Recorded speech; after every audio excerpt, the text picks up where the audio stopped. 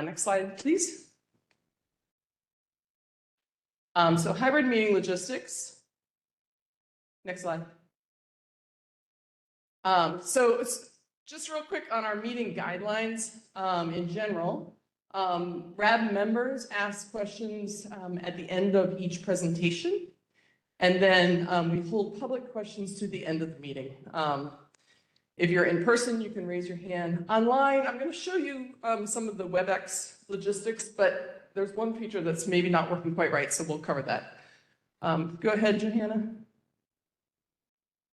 And I don't think this screen is moving, so I'm going to turn over my mouse for folks in the room. Sorry. My backup slide advancer.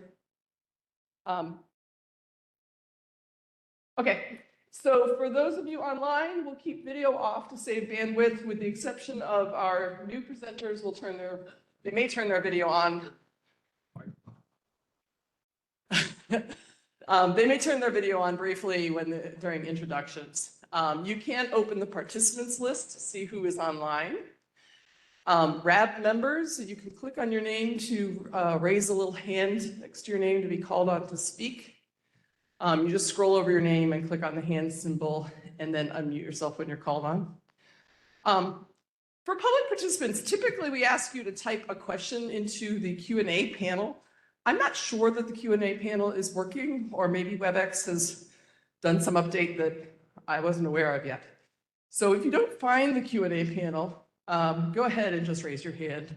Again, public participants, though, will ask questions at the end of the meeting, and then we'll call on you at that time. Next slide, Johanna. So I want to just go through our list of RAB members. And the reason this looks a little bit crossed out is because you may recall at our last RAB meeting, you asked me to check with our RAB members to find out whether everyone was interested in continuing. And I did that with folks who hadn't attended in a while. So our co-chair is Mr. Lawson, who is here in person. The ones that are in red are the folks that I checked with. Stephen Benetti replied that he does want to continue to be on the RAB and he will be able to start attending more regularly. The folks who are crossed out either didn't reply by the deadline that I gave them, or replied that they are no longer able to serve on the RAB. In terms of government representatives, we've talked before about Anthony Grice is no longer a representative for the city of Newburgh. He personally has not been able to identify somebody else to step into that position. So he asks that RAB members, or maybe through Mr. Lawson, if you can try to find somebody or make a request of the city of Newburgh to find another representative to serve on behalf of the city. I didn't cover any logistics for those in the room. So for folks in the room, tap on the touchpad and your microphone will turn red. And there you go. You can go ahead and speak, Mr. Just to speak to the point about Mr. Grice, we have contacted the city and asked if they could identify someone. And so we haven't heard a response yet. That was done maybe about 2 weeks ago. So as soon as we hear, we'll share that information with you. Thank you very much, Mr. Lawson. Next slide, please.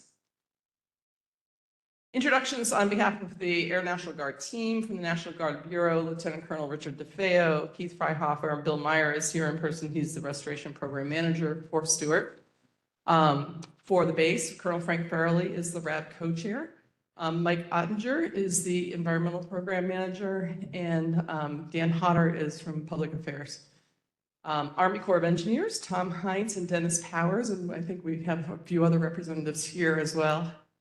From New York State, Justin Starr, Department of Environmental Protection, or Environmental Conservation, excuse me, and Kristen Kulo for the Department of Health.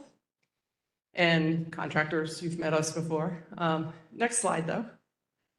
These are our guests who will be presenting tonight.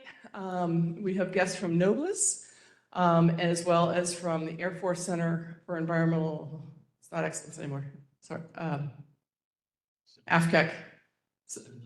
Civil Engineer Center, pardon me. And so we'll let them introduce themselves when we get to their presentations. Next slide. And I'm going to turn it over to the co-chairs for their welcome. But before I do, I want to talk a little bit about the microphones and on, off, and folks online versus in the room. So if you're here in the room, folks at the table, I just mentioned, you touch the touchpad on the microphone in front of you, it will turn red, and then that will be live to speak. Likewise, these have a green button on them for the handheld. Now, for the folks online, presenters will be able to go ahead and unmute themselves to present. When we get into Q&A, that's when it gets a little bit tricky between the room and online, and there will be a slight delay between asking a question in the room and having an answer from online, because our sound folks actually literally have to like flip a switch so we don't get bad feedback. So I ask you to just be, it won't be a long delay, just be patient and avoid talking over one another. That's it. Colonel Fairley.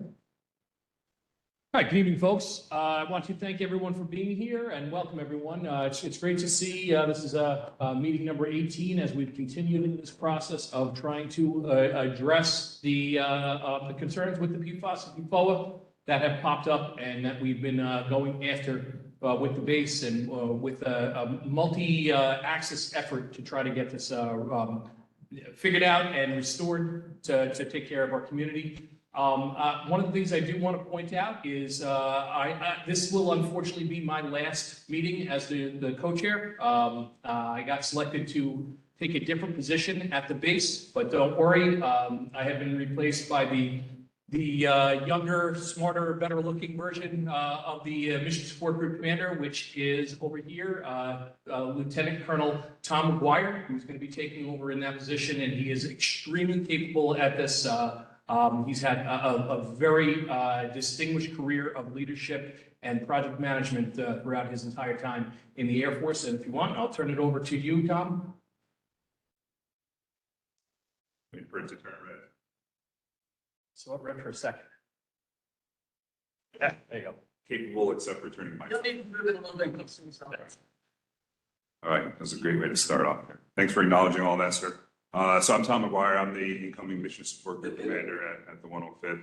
I think it's important for this group to know that I am a lifelong resident of this area, with the exception of a few tours here and there. I've been born here and I always end up back here. So this is an issue that's near and dear to me as well as a resident of this area, and happy to be part of it. Thank you. And Mr. Watson. Good evening, everyone. Again, thanks. I'll extend my thanks on behalf of the community. We're excited because we are moving, I think, in a positive direction. We are looking to make sure that we're actively engaged with the community. As I shared earlier, we're looking to make sure the positions in both the city and the towns are filled with active membership so that we can continue to communicate needs. I also like to add that we've been pursuing other funding, for example, the TAP, as well as the EPA funding that has just been released, the community change grants. We're actively talking about that. So we know that there are issues to overcome, and that this is not a 1, 2, 3-step process. And so we're in for the long haul, and we appreciate the cooperation that we've been receiving from the Stewart ANGB base as far as our communication, meeting before meetings, getting information before. So we'd like to just continue that. We're excited. I'm gonna stop talking so we can get to the nitty-gritty. Thank you. Great, thanks, Mr. Lawson. Bill, I'm going to ask you to just give a brief introduction before we start into the first presentation. Roger that, I can do that. So good evening, everyone. Bill Meyer, Restoration Program Manager for the Air National Guard. Tonight, we've got a presentation. We talked about the critical process analysis that we were going to do. And Dr. Devantis and Dr. Wadahan and Ms. Sokash from Nobilis are going to give this presentation to y'all tonight. They were kind of like a third party to AFCAC's technical group to kind of look at potential interim actions. And they're going to give you an overview. They came up with some recommendations, kind of stuff that we've talked about, but they took it down to a finer granularity so you can actually see some of what we're going to do with that. And they're going to give this presentation, and then we'll go up with questions in that, and I'm sure there'll be a lot of questions, but I was able to actually go out there with them in San Antonio and help them process some of the data in that. So I'm not going to steal their thunder. So I'll hand it off to Noblus. Well, good afternoon, everyone. My name is Kostas Dovantzis, environmental engineer with Noblis. My colleagues and I participated in this critical process analysis 3 or 4 months ago. Today, we're here to basically present the findings and an overview of the recommendations that came out of that CPA. This is an in-depth look of site conditions, contamination, and hydrogeology. And then the team looks at this information with the objectives of evaluating response actions to abate contamination at the site. Next slide, please.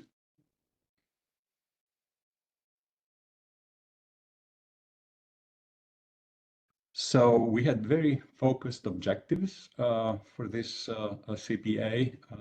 The first was to evaluate options to address the deteriorated storm sewer network, and also to look at options for groundwater response actions at the southern installation boundary. Next, please.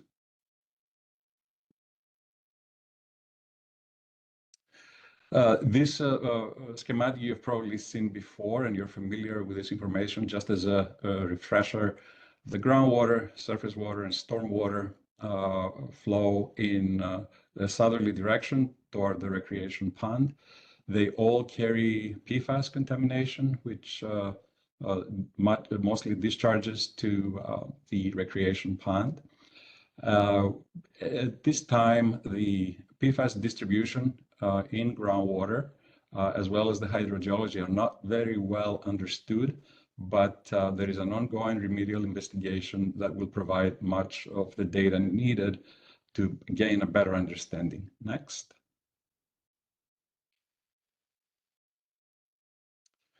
So we looked at the storm sewer network, and we understand that the stormwater has been sampled during dry weather and wet weather several times. There is contamination of PFAS across the installation.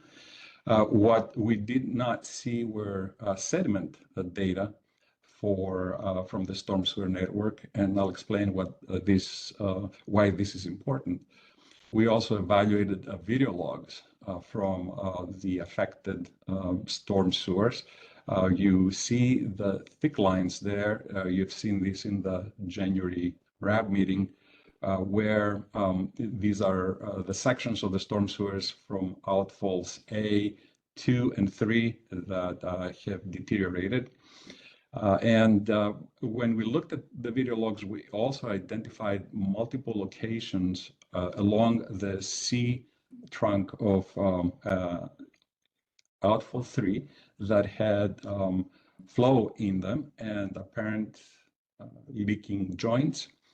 So a couple of examples you see here, one along the line of outfall A, and then another along C, the C line. Next, please.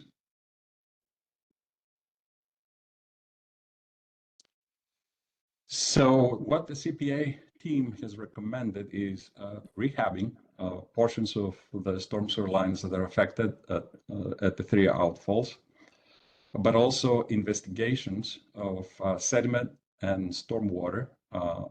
This is data that will be needed to effectively and efficiently remove these sediments and the water and dispose of them efficiently. Similarly, we recommend an investigation of soils, shallow soils and sediments. And the reason for that is because these media can be contaminated and entering the storm sewer network, which can identify potential response actions in the future. As far as the groundwater response action, we recommend an interim response action at the southern boundary as a pilot system, which will consist of an extraction trench and a treatment system to treat the groundwater and then dispose of it appropriately. Because it is urgent to install this system quickly, the design will be based on limited information, but in order to gain some data that will help us optimize the performance of the pilot system, we propose to perform an investigation during the initial operation of this pilot system. This data will help us understand some main features about that portion of the installation to evaluate the hydraulic capture of the extraction system, the distribution of contamination, and also understand the groundwater quality by performing analysis and treatability studies. Next, please.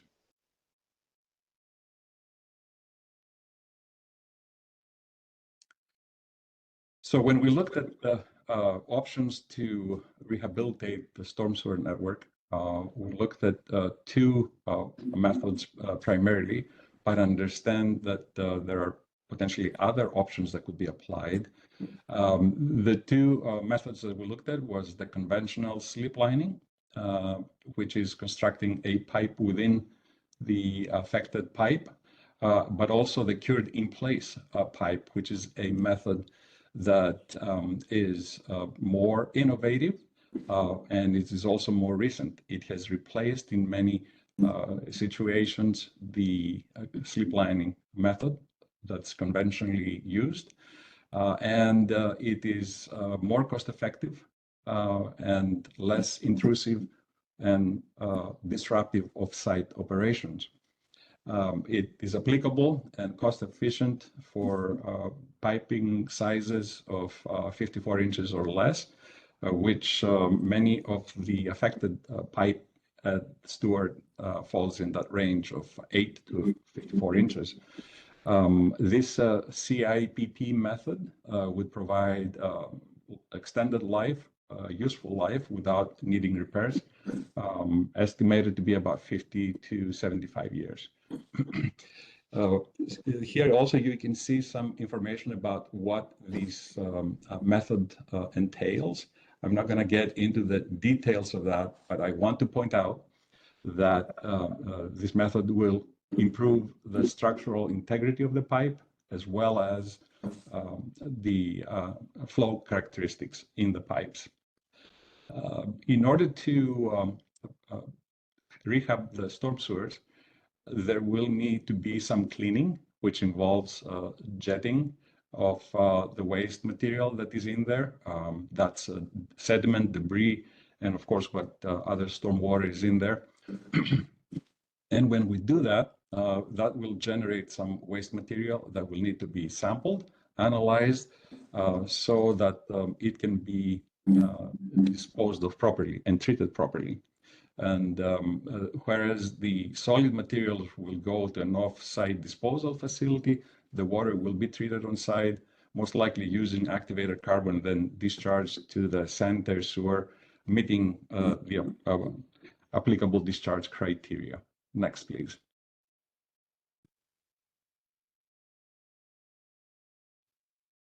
So when it comes to the investigation of the sediment and stormwater,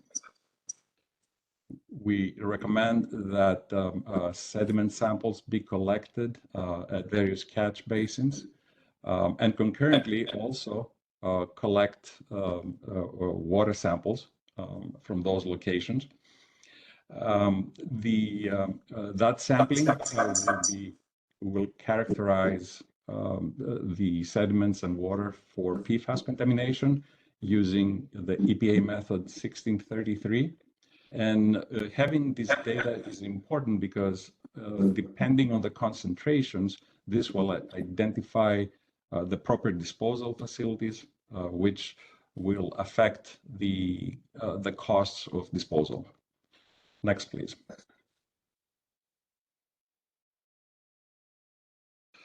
Similarly, we also recommend that soil samples be collected, and these are shallow soils in the area of outfall 3.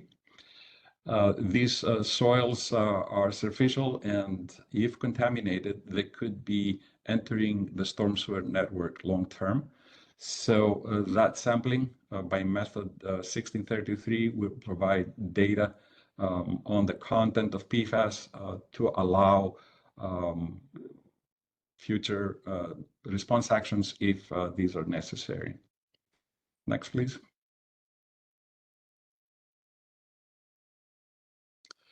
In terms of the response action at the southern boundary, this, as I mentioned, is an interim response action. The containment trench that we spoke about, we estimate to be about 900 feet long.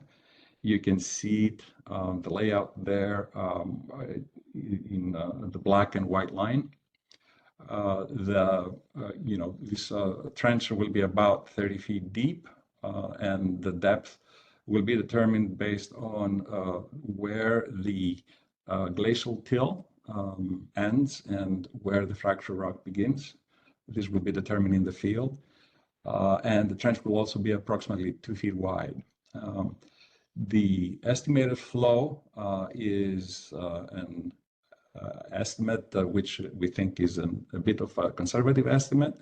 But we know that this formation is relatively tight. We also know that the migration of PFAS has taken place off installation. So there's likely preferential pathways there. And we anticipate this flow to be roughly that 40 GPM. However, this flow needs to be confirmed or evaluated once this pilot gets started. That will help basically determine that the capture is appropriate. The influent, the composition, the estimated PFAS concentrations in that influent are approximately 30,000 nanograms per liter, 16,000 of which are PFOS and PFOA, primarily PFOS. And the remainder, 14,000 are shorter chains. They're between 4 carbon and the 6 to 7 carbon chain PFAS compounds.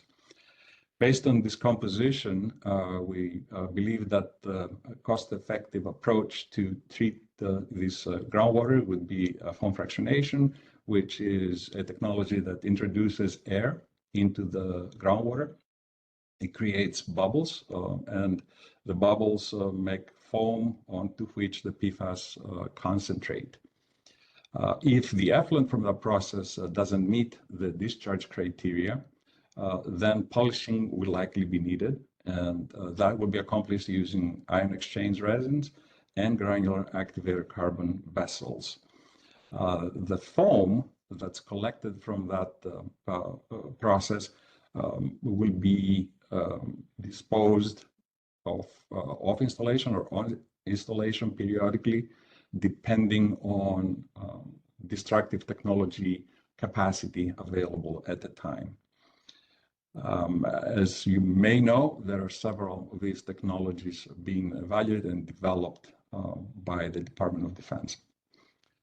There will also be a need for pretreatment, potentially, depending on the groundwater quality. And in order to determine that, we will sample the groundwater at baseline to characterize the quality in terms of total organic carbon, suspended solids, iron, manganese, and other anions and cations. Next, please.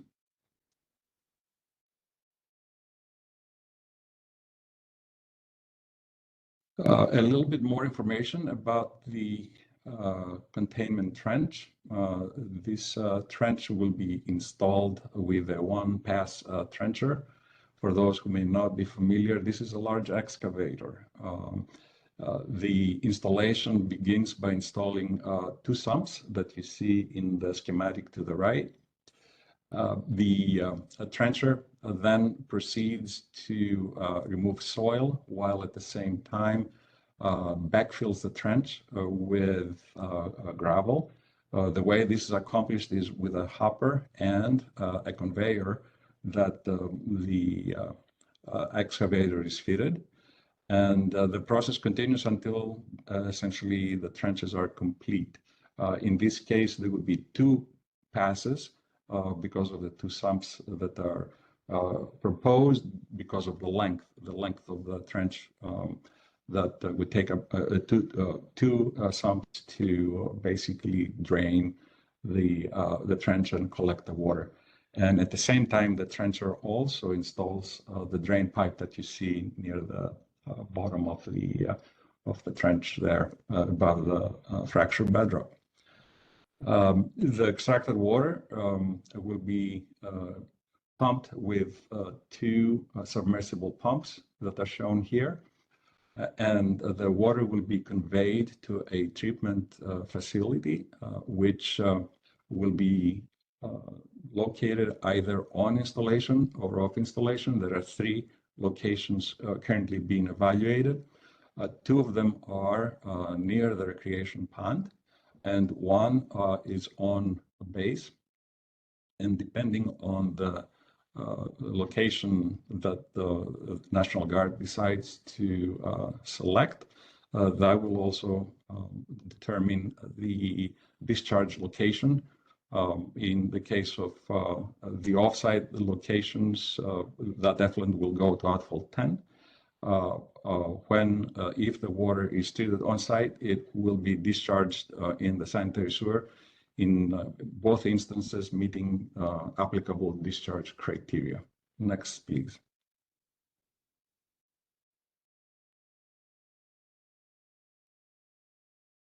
Lastly, we propose to perform the pilot optimization investigation, which will entail installation of 11 monitoring wells.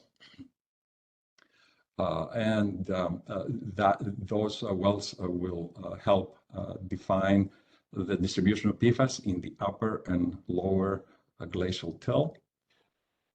These wells will be sampled for PFAS, as well as legacy volatile and semi-volatile compounds and water quality.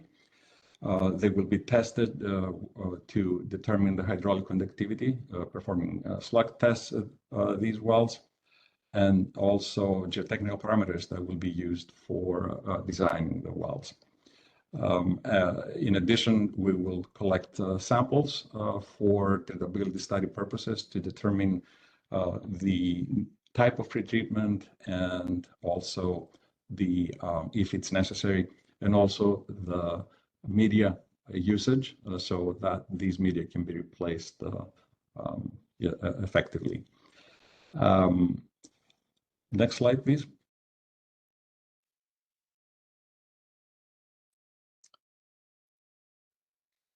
So in summary, we propose the CIPP method to rehab the affected storm sewer lines, the investigation of sediments and stormwater, so that these wastes, when generated, they can be segregated and disposed of efficiently, and then for the water to be treated and discharged to the sanitary sewer. We also propose the sampling of soils and sediments at near surface to identify potential response actions to avoid contaminating the storm sewers in the future. In terms of the pilot groundwater system that I mentioned as an interim response action, we recommend this be implemented to the southern boundary of the installation to contain the highest PFAS mass from moving off installation. And a pilot optimization study, which will provide the data necessary to optimize the system, but also to potentially retrofit the system if it's necessary.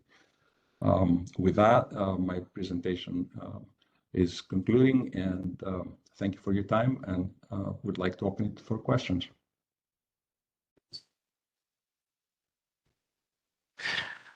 Okay, thank you, Dr. Demantis.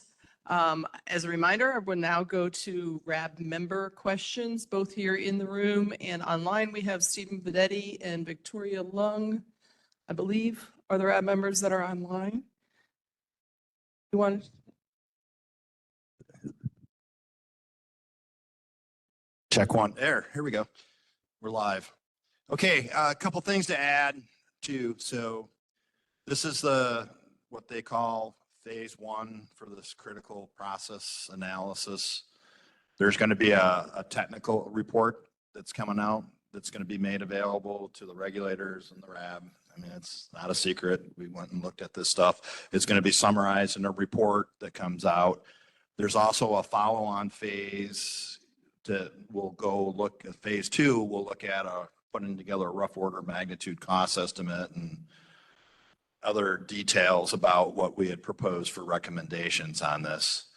Now, the other piece of that, so that helps me with the programming of the dollars to do these things, because I got to have a number to say, hey, I need X to do X activity. So if it's lining the stormwater and doing the groundwater pilot, I got to have associated costs with those. So that phase two report will help develop what those are so I can program and plan for those.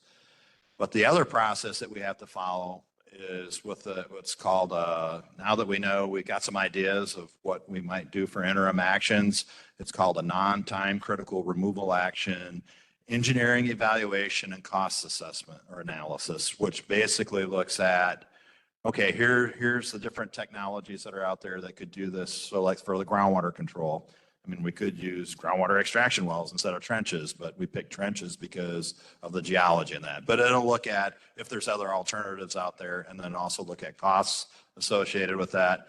So we put a draft report together for the regulators, as well as, the RAB members will be able to look at it. It's a draft final. That'll go out for 30 days public comment. And then once we do that and we get the comments back and we finalize it, we do what's called as an action memorandum, which basically is a decision document that documents, okay, this is what we selected. We selected groundwater trench with X to meet these requirements. And here's the costs that we identified. Basically, this documents why we did what we did. Otherwise, there's no way of knowing, well, why did you do that? So under CERCLA process, at any point in the CERCLA process, we can do these interim actions. So we're in the middle of the RI. We're going to try to do these interim removal actions. So, but there's a process that we got to follow. So just so you know that those are some of the follow-on steps that'll come, along with this phase one report that's going to be finalized and made available to folks. So there's a lot of things that have to go on behind the scenes to get things moving forward. And with that, I'll stop talking and let you answer your questions. Thanks, Bill. And so now I'll turn it over to RAB members for questions. I don't think there are any raised hands online right now. RAB members in the room, if you want to go ahead, if you have questions. We have one. Okay. And as a reminder, both online and in the room, to introduce yourselves when you start your question for the sake of the transcript, but especially also for the sake of everybody who's here and listening online. We'll go ahead with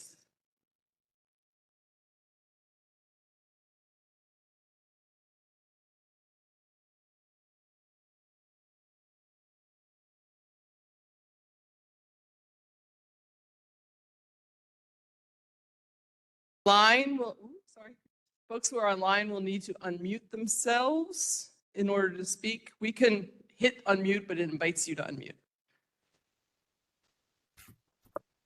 I'm sorry, do you hear me? Yes. Who's up?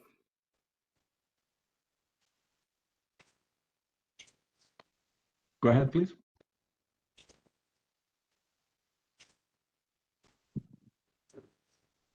Stephen Bedetti, you can go ahead with your question.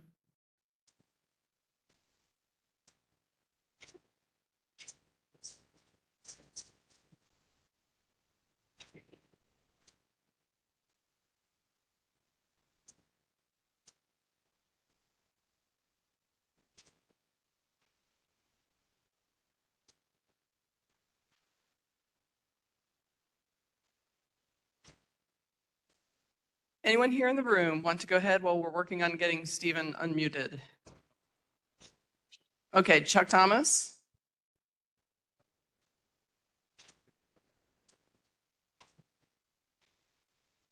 It should turn red. Good. That's great. Okay. Chuck Thomas, Conservation Advisory Council. Just wondered, Bill, if you have any idea when the draft report might be coming forth?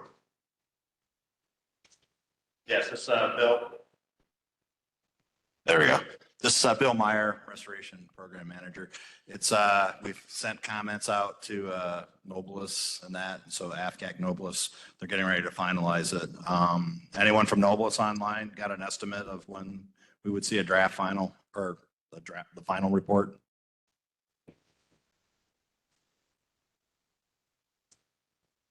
Well, we're currently, I know it's soon. it is soon. We're Yeah. currently addressing comments, Bill, from yourself and CCT, the Air Force. And as soon as those are addressed, we'll submit the draft to you. Approximately 3 weeks or so. Okay.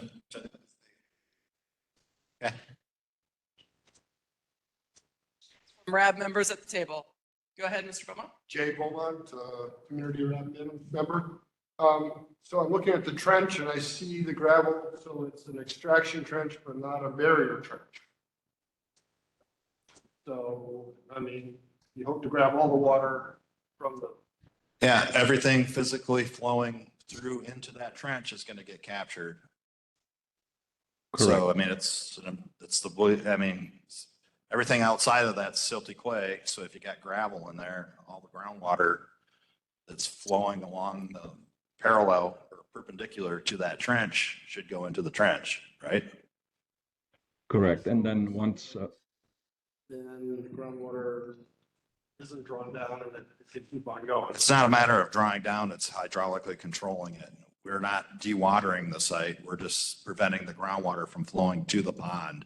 So that trench serves as a vertical barrier, water flowing into it, unless it's flowing underneath the trench in the fractured bedrock. It should prevent groundwater from flowing into the pond. yeah, Bill, one thing I wanted to add is that once the water level in that trench. Okay. Right. That's okay. Other questions from RAB members? This is Jack Caldwell with the Passaic Creek Watershed Alliance. Curious about the treatment. Is that the same as what's going on at Rec? Yeah, this is Bill Meyer. It's a little bit different. I mean, they have the resin and the carbon for the polish, but they were proposing to use a foam fractionation technology. It's a new technology. We're actually using it. We're doing a pilot test for it out at Biddle in Pennsylvania, in Horsham. Foam fractionation basically injects air into it and allows you to recover the foam product from it. And then there's a secondary treatment train that'll treat the whatever residual that's in the groundwater. So there'll be like a resin and a carbon polish to make sure that we have a non-detect discharge on that. And then the good news is if this foam fractionation works, we'll be able to take that product that we recover and take it offsite to be thermally, destroyed in some manner offsite. So the treated water would then go into this trench. Now the treated water, just like the storm, it'll be discharged to a point, but we haven't figured out where we want to do that. Do we want to do it to the sanitary sewer for New Windsor? Or we could do it to Rec Pond. It's already treated. So it could go back into Rec Pond. There's different options that we can do for that. The sewer network then includes is connected to New Windsor system. Right. Yeah. For the lagoons and that water that gets treated gets discharged to the sanitary sewer. The water that gets treated in Rec Pond, the pond proper, gets treated and discharged. It goes into Silver Creek and then to the Hudson. Okay. Exciting. Chuck Thomas, CAC. So it would go in below Rec Pond? It's already treated, correct? Yeah, it would go into Rec Pond already treated. So you're just adding treated water to Rec Pond.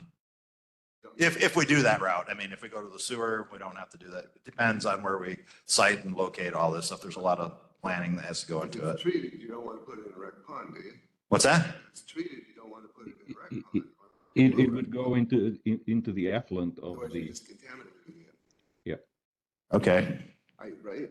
Well, it's going to get contaminated going into the sanitary sewer too, to their New Windsor treatment plant from whatever's in the sewer.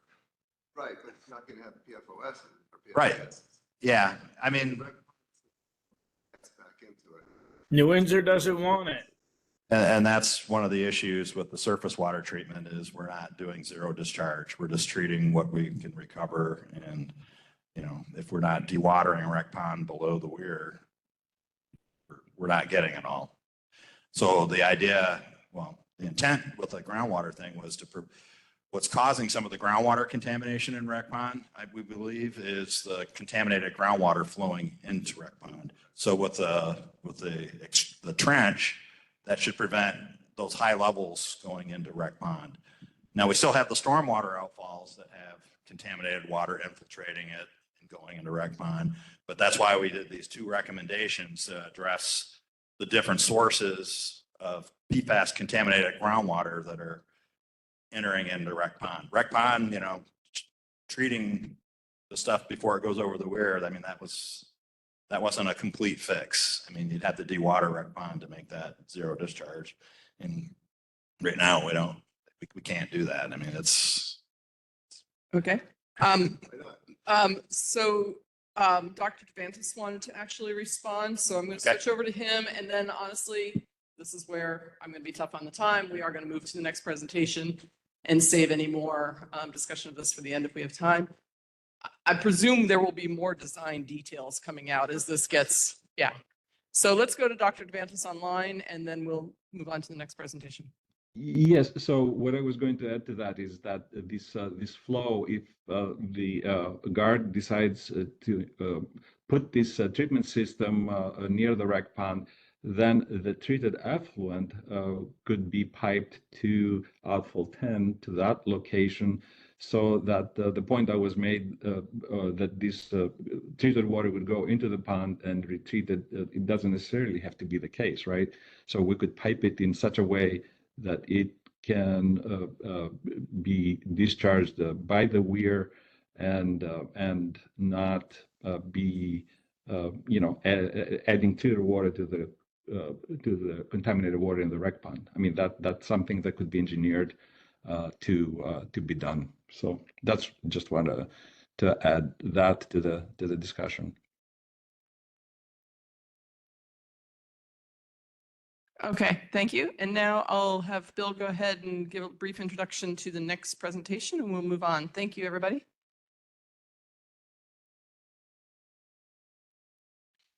Okay. Next up is Cynthia Cash from AFCAC and Megan Dooley with NIDA Group and SRS. They're going to be doing a presentation on the Air Force PFAS fingerprint and background studies. This is an Air Force initiative looking at background in the soils and potential PFAS, different sources of PFAS that are out there in the environment. And then they're also going to look at the different types of PFAS compounds that we're seeing to see if it's, we know there's AFFF out there, but there may be other types of PFAS out there that could be contributing to what's in the groundwater and soils at the site. But they'll go into the detail about what they're doing specifically. So with that, Cynthia.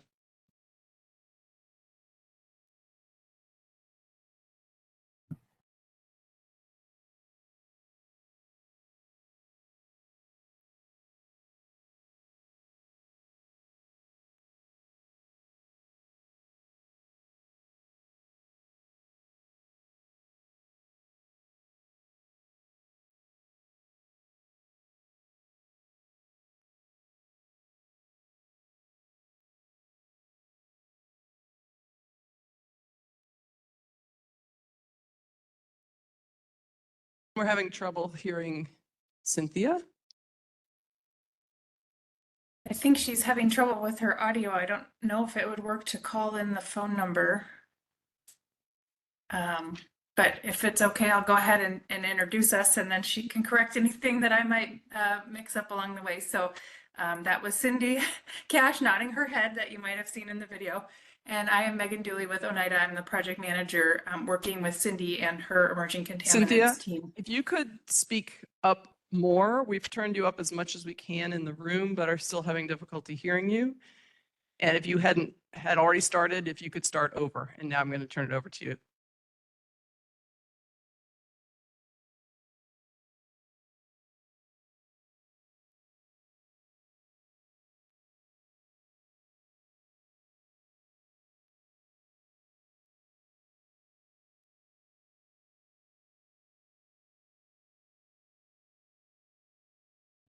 Amy, could you hear me speaking? This is Megan Dooley. We cannot hear you online at all right now.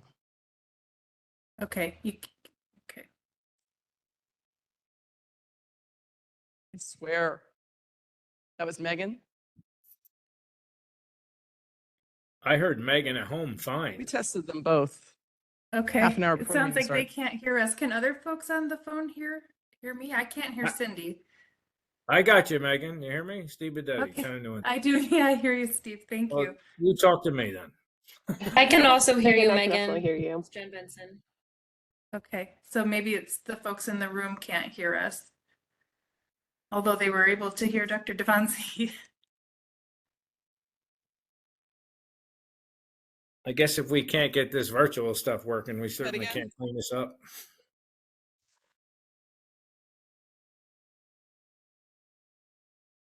For the people online, we are communicating with those in the office. This is Heather Pfeiffer with Bristol. So they are aware of the technical issues, and I think they're Portion working on onto it. my property? Okay, you're having some technical difficulty. Right, I don't have all night for this, nor does everyone else. This has been going on since 2018, when I became a legislator, this has been going on. Thank you.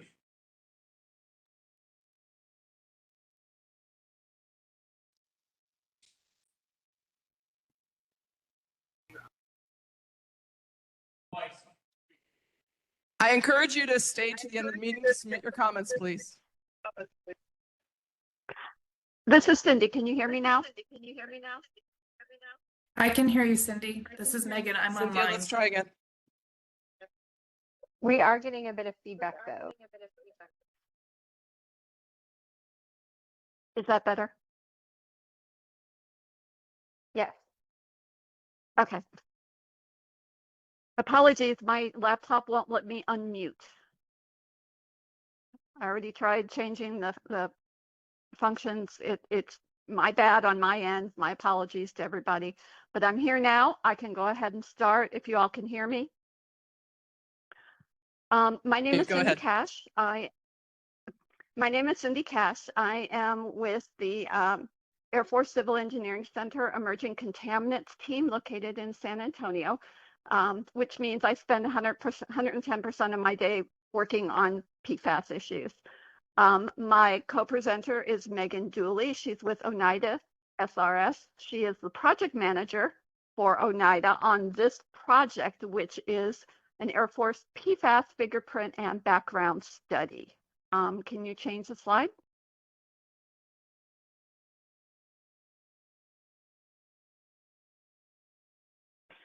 So the fingerprint and background study was awarded last September, and it includes the following installations. As you can see on your screen, if no one has a screen, I will read them out. It's Des Moines, ANG in Iowa, Dover Air Force Base in Delaware, Eielson Air Force Base up in Alaska, Stewart ANG in New York, Travis Air Force Base in California, Wright-Patterson Air Force Base in Ohio, and the Tucson area, which includes Morris ANG and Air Force Plant 44. So as you heard, Stewart ANG is part of this study, which is why we're here today presenting. Next slide, please.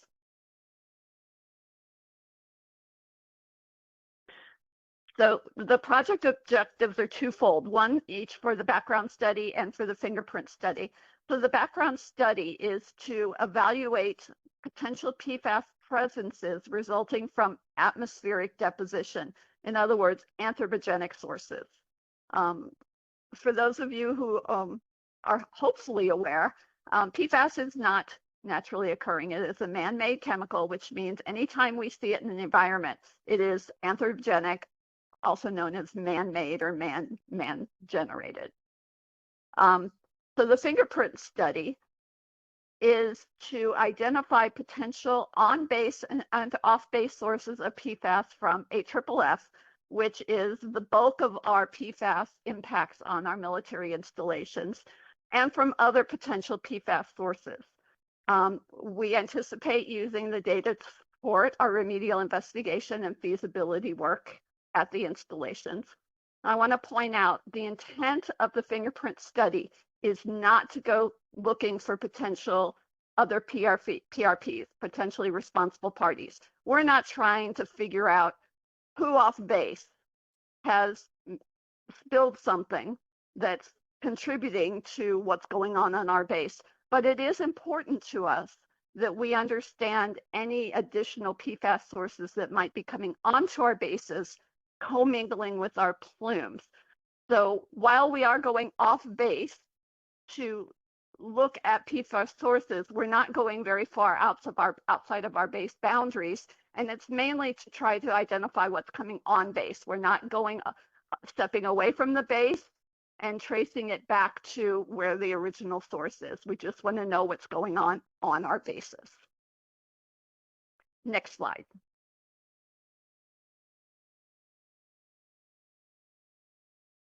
So the scope of work is pretty basic.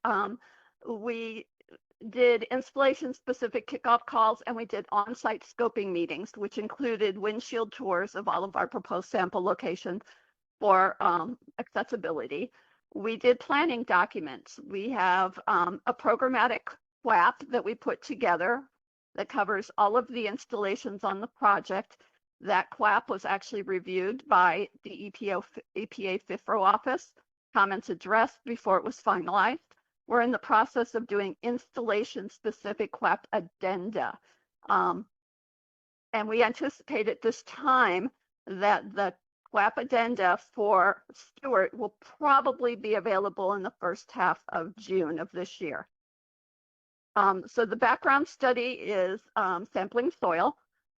We're only focusing on soil in this. Even though we could also have anthropogenic background concentrations in surface water, we're not looking at that piece of it in this project. We're just looking at soil. We're testing up to 40 samples per installation, testing them using EPA method 1633.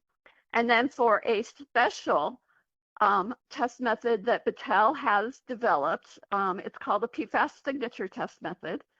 And Megan's going to be talking a little bit about that later in the presentation, but it will test for up to 520 PFAS compounds. And then based on that data, we'll see if we can develop anthropogenic background levels for each installation.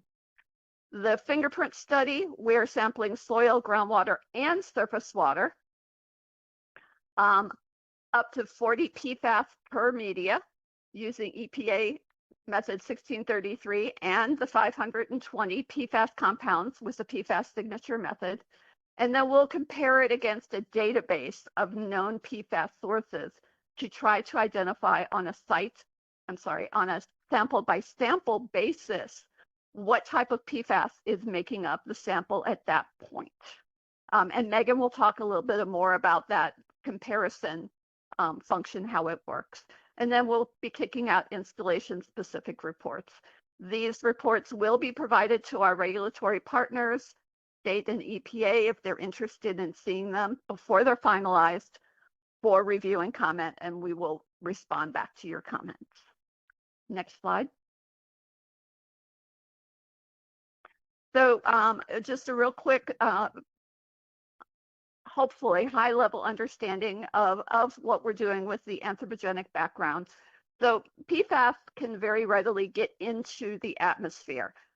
It can be discharged from manufacturing facilities, and once it gets up into the atmosphere, it can move with the weather patterns. And it has basically moved all around the earth. I read an article a couple of months ago where they found PFAS, low-level PFAS concentrations in Antarctica, where there are absolutely no potential sources. So we know it's getting into the atmosphere. We know it's circulating the worldwide. When it rains, it can be deposited, and that is what we're looking for, is those concentrations that are accumulating in surface soil that have been deposited from the atmosphere. So next slide.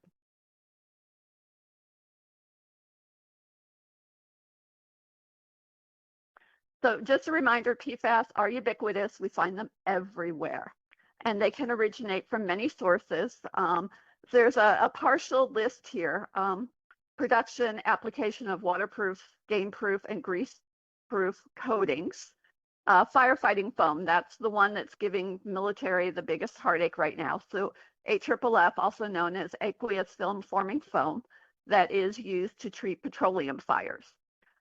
Agricultural use, pesticides and herbicides, biosolids, we don't think that this is going to be much of a contributor.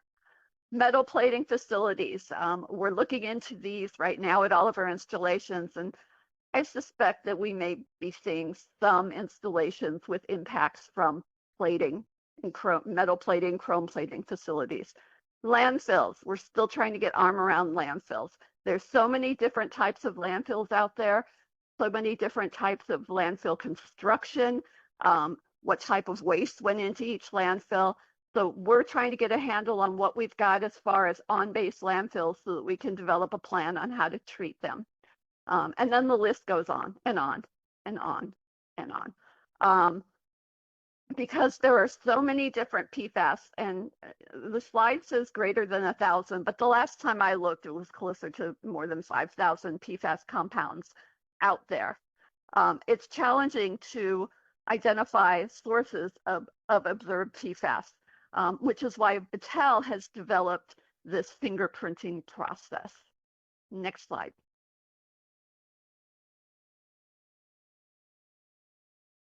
And I will turn the presentation over to my partner, Ms. Megan Dooley.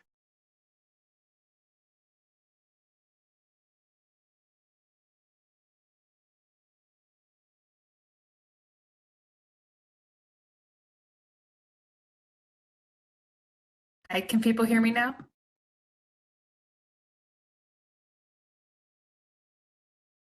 Can anyone Yes, hear me? Megan, I can hear you. Okay, great. Can the folks in the room hear me? Yes, we can hear you. Okay, phew, thank you. Okay, thanks for the third sound check. Okay, thanks, Cindy. I'm just gonna go into a little bit more of the methodology that we are excited to employ in this study that will be taking place, as Cindy mentioned, at 7 installations nationwide.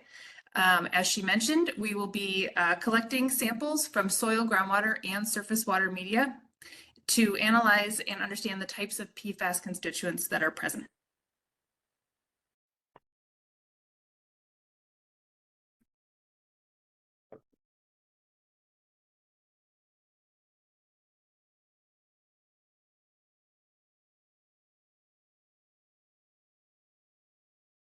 I actually get into each of these in the following slides. So, okay, yep, here we go. Okay, so the first study, both the fingerprinting and the background study. The fingerprinting, as Cindy mentioned, is a PFAS signature analysis, which was developed by our partner, Battelle. So they are working on this project with us as well, and testing out and using their technology in these different settings. So as mentioned, the first light blue boxes that you see are showing the EPA 1633 method. That's the targeted analysis that everyone's using for the investigations that Dr. Devantes mentioned as part of the CPA study, what's being used for the RI. And it is basically the standard PFAS analytical method. It outputs 40 target analytes and provides a numerical value, which is reflective of the concentration of each of those 40 constituents that are present within that sample. So all the samples collected for both the fingerprinting and the background study will all be analyzed for the EPA 1633 quantitative analysis. Okay, and then if we can go to the next slide. Here we go. So the next slide indicates the other analysis that are part of these studies. And as you can see in the middle column there, there's a 1 and a 2. Basically, these are just steps within the process. But number 1 corresponds to the high resolution mass spectrometry. It's a method that will output 520 PFAS analytes that are part of a suspect screening analyte list. So I'll keep drilling into these as we go, but to note here is the background study and the PFAS signature study samples will undergo that high-res mass spec is what it's called. They like to shorten up the resolution part. So the high-res mass spec will be done for all of the samples, resulting in that 520 analyte list. And then there's an extra step that's part of that PFAS signature, which includes a machine learning aspect that I also have a couple slides about to just try to kind of drill into it a little bit more. So we can go to the next slide. All right, so here, this is that step 1. This is the high resolution mass spectrometry. There is an example sort of illustration at the right, which is an output of that. As mentioned, it identifies up to 520 different PFAS compounds versus that 40 that is the output with the traditional 1633. So that step 1 that was identified is to generate and do the analysis for using this tool to provide this output. So in the background study, this would provide more detail to understand the types and relative amounts of PFAS that we are seeing. And then in the fingerprinting, similarly, what we're trying to see is what are the compositions that we're seeing, excuse me, within these different types of samples. We can go to the next.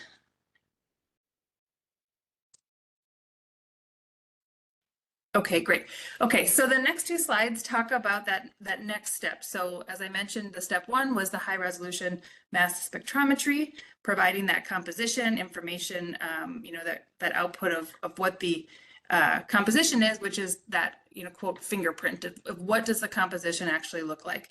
So then as we go to step 2, the step 2, which as you might recall is part of the fingerprinting, not the background analysis, but this machine learning step, which takes those fingerprint outputs and helps basically use the fingerprints that are generated from the analysis and compare them to a database of known compositions. So known fingerprints from different types of AFFF formulations, mixtures of AFFF formulations, and then also known fingerprints of non-AFFF sources. So there's been a lot of research that has been done, sampling that's been done, in different areas beyond AFFF, including landfill leachate, wastewater, some of the other sources that Cindy mentioned that are found, across military installations and beyond.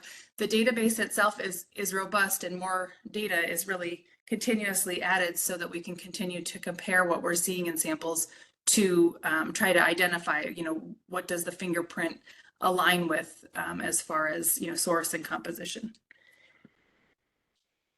The next slide has another illustration, and this is part of that, machine learning and basically evaluation of that fingerprint output.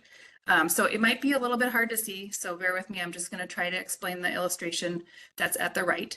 And so in comparing these different compositions, you can kind of start to see on this type of plot that helps you understand where you have samples that are similar or where you might have diverging characteristics. So you can see at the left-hand side, you have a cluster of yellow triangles. So those samples are known non-AFFF sources, and you can see that they're sort of grouped together in this comparison of their variables. And then at the right and kind of along the bottom, you can see there's a couple different groupings that indicate different compositions potentially, or what we would typically see when looking at comparing AFFF sources. So what's circled there is the blue square. So that's an example of an unknown sample. So as one part of this process, this is a step that happens as one part of this process, which is one part of multiple lines of evidence. But you can compare the different compositions and the different fingerprints and see where they align, within this type of plot to see if they group And this example, this unknown sample is grouped with non-AFFF sources, so is indicative of that. Again, one step of this evaluation, and this evaluation includes multiple lines of evidence, but just an example to help visualize, kind of parts of the steps of this analysis. So I think we can probably go to the next slide. So kind of coming back from the weeds there, from our detailed view of the analysis, like I said, those are the pieces of each of the analysis. Each of the matrices will be analyzed using those tools for each of those tests as shown in the table.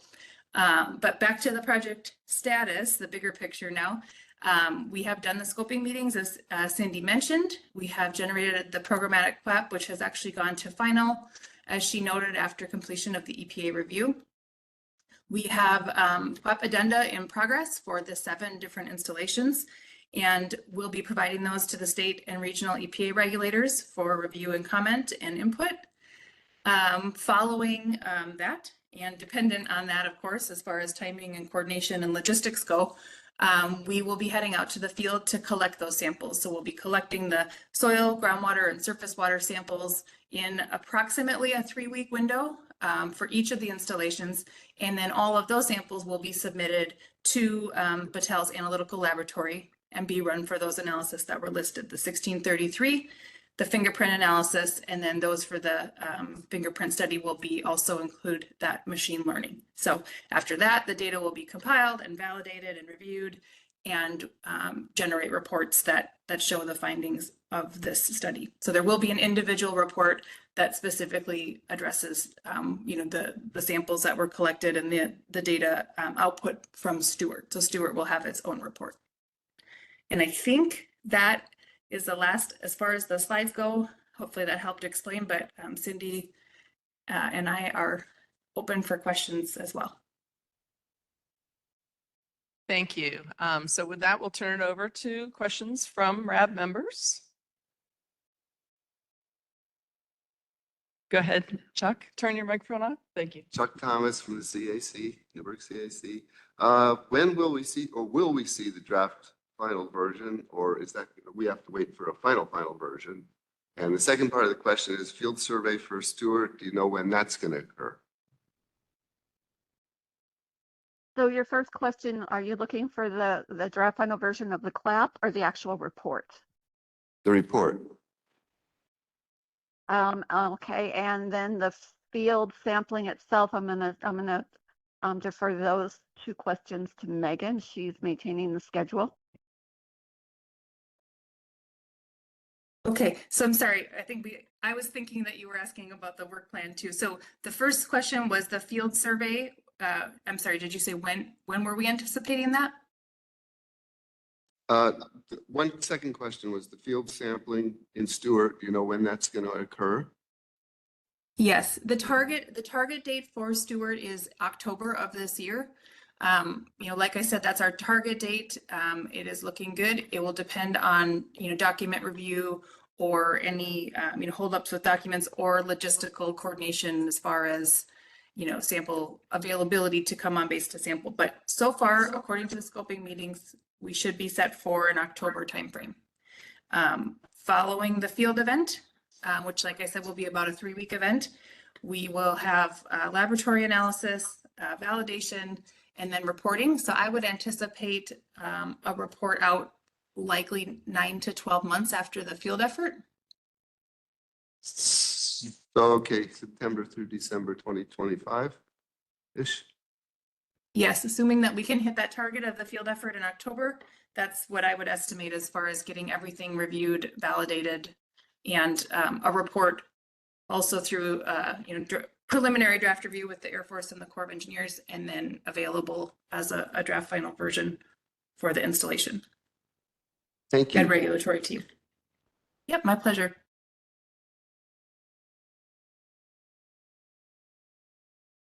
Jay Beaumont from the Community RAB. I'm looking at the graph that showed the non-AFFF and the AFFF. Could you just tell me what the axes dimensions are or what their names are? MDS? It's a qualitative type of like statistical cluster plot is the best that the chemist has described it to me. I'm an engineer, not a chemist, I will say that. I can provide additional information after the fact and with the document, the planning document. But basically this type of evaluation helps to plot things that are similar in characteristic of those variables. It's not a traditional, like, you know, concentration versus time or variable versus variable. It's like a comparison of multiple variables within a sample.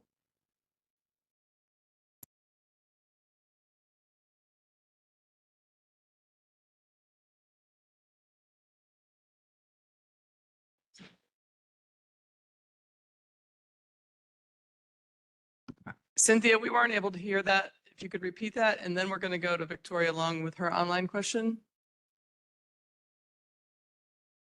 Can you hear me now?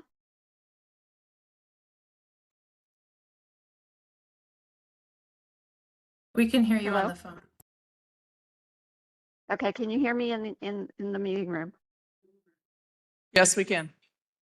Okay, so that plot doesn't necessarily have, it's not a statistical XY coordinate type plot. What it's doing is it's plotting samples of similar variables. It's almost an arbitrary, you know, just plotting variables in clusters. That's the closest that Megan and I can get to explaining it. We're not chemists, we're not experts in the machine learning, but that's our understanding of what that plot represents. Okay, Victoria. Any luck? Awesome. You can unmute and we'll be able to hear you. Go ahead. Yes, can you hear me? Yes. Great. Those in the room too? Yes. Not hearing Amy.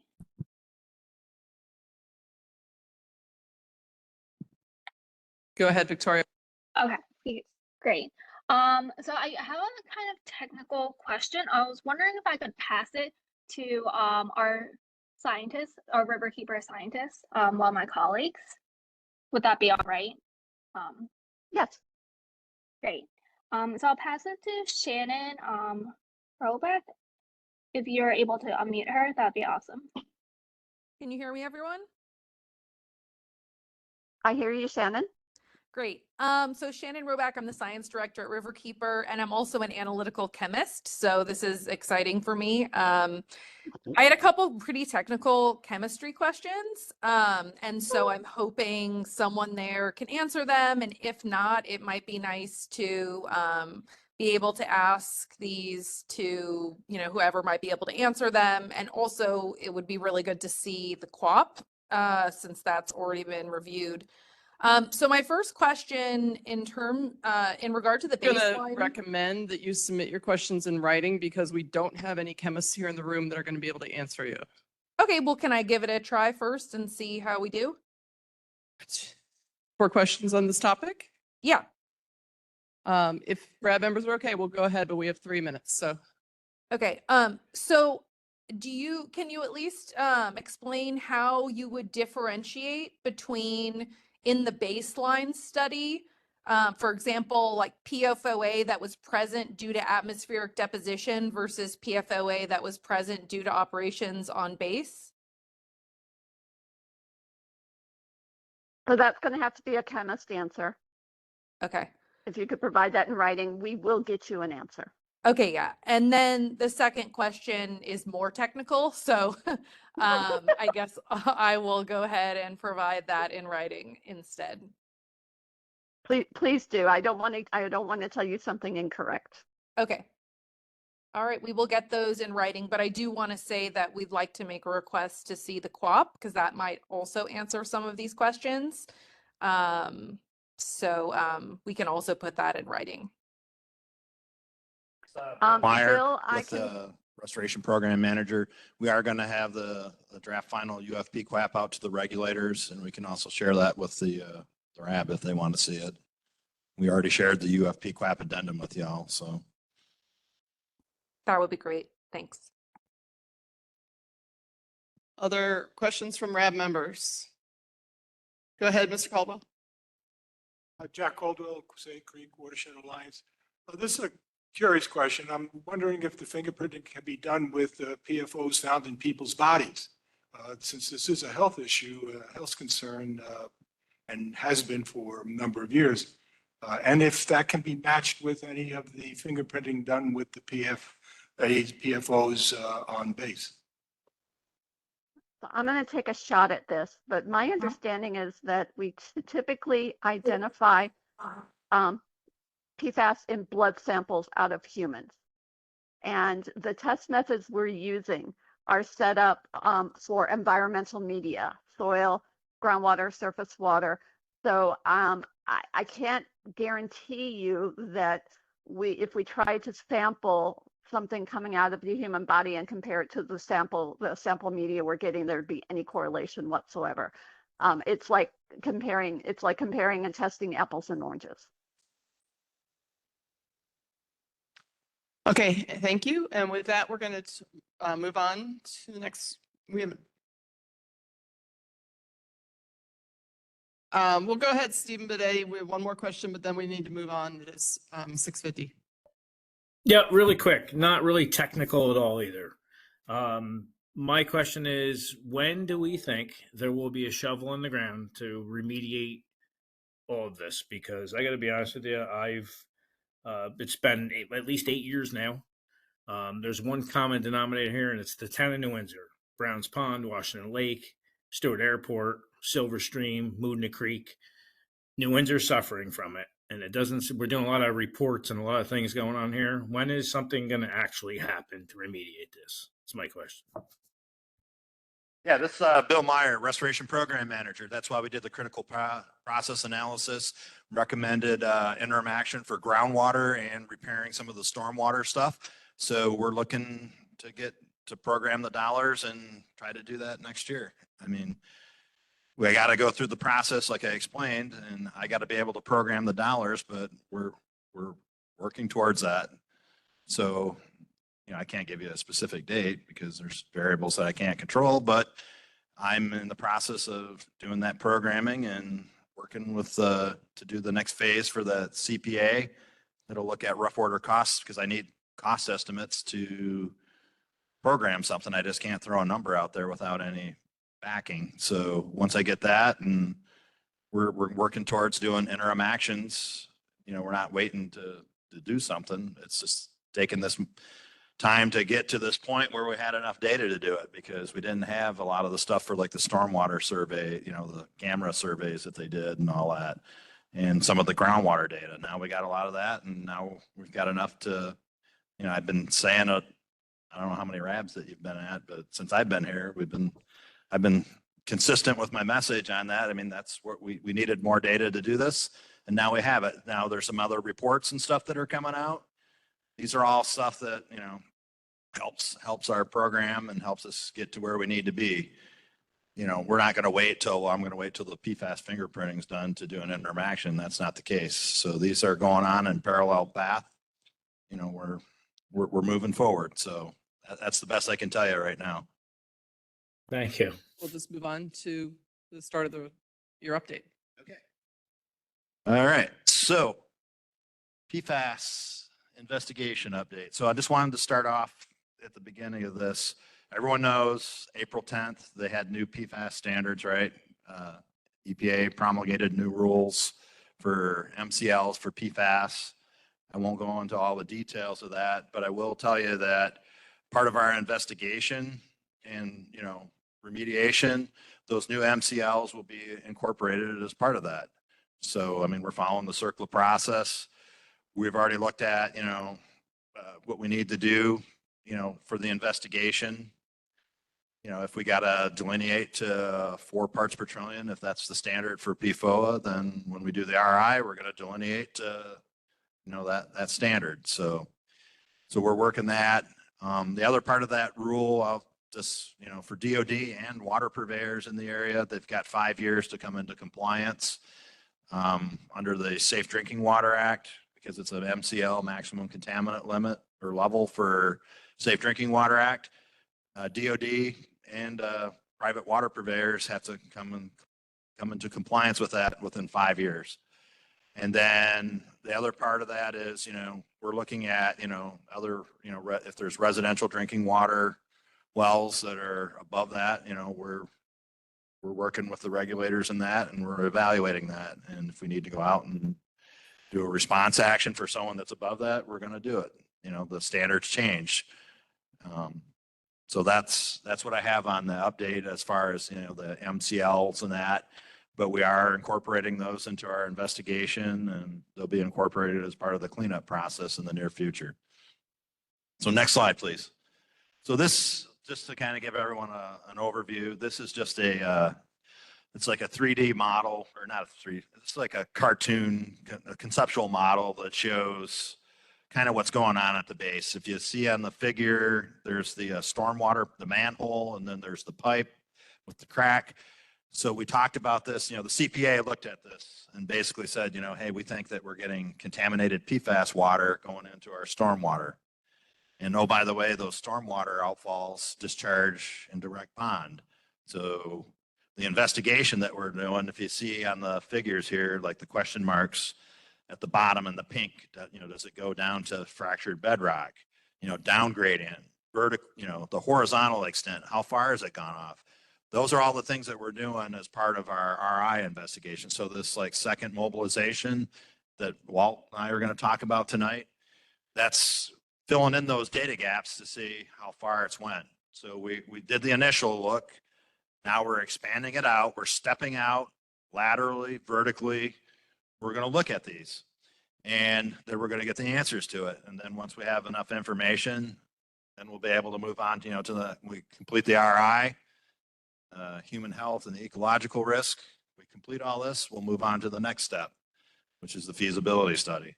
But I just wanted to show everyone this. It's kind of a good graphic just to kind of let people know, we're not just sampling surface water or sediment. I mean, we're looking at all these things and where we have information and where we need to get information. So the RI has probably about 4 mobilizations into it, or 5. Is it 5? 4.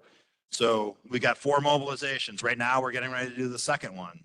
What with the data that we collect from this second one is going to further refine where we need to look and gather more information so we can make cleanup decisions. I mean, that's really what the RI is for, is to help us make these decisions. So next slide, please. So, we finished MOB 1, the RI, in June of 23. Right now, we had submitted a draft addendum for the second MOB. And today we met with Department of Health and Justin Starr with DEC, and we went through their comments and we looked at the data and we presented our information. There's a few things that we have to resolve, but I'll save the thunder for Walt when he talks about the schedule. But things are moving forward. It was a good meeting. I thought it was productive. Got a lot of input, and I think we're on the right track doing what we need to do. But the UFPQAP, just a kind of a summary, it outlined the MOB 2 locations for step outs and filling in data gaps. What I just talked about, that 3D cartoon model, for filling in some of the data gaps that we don't have information on.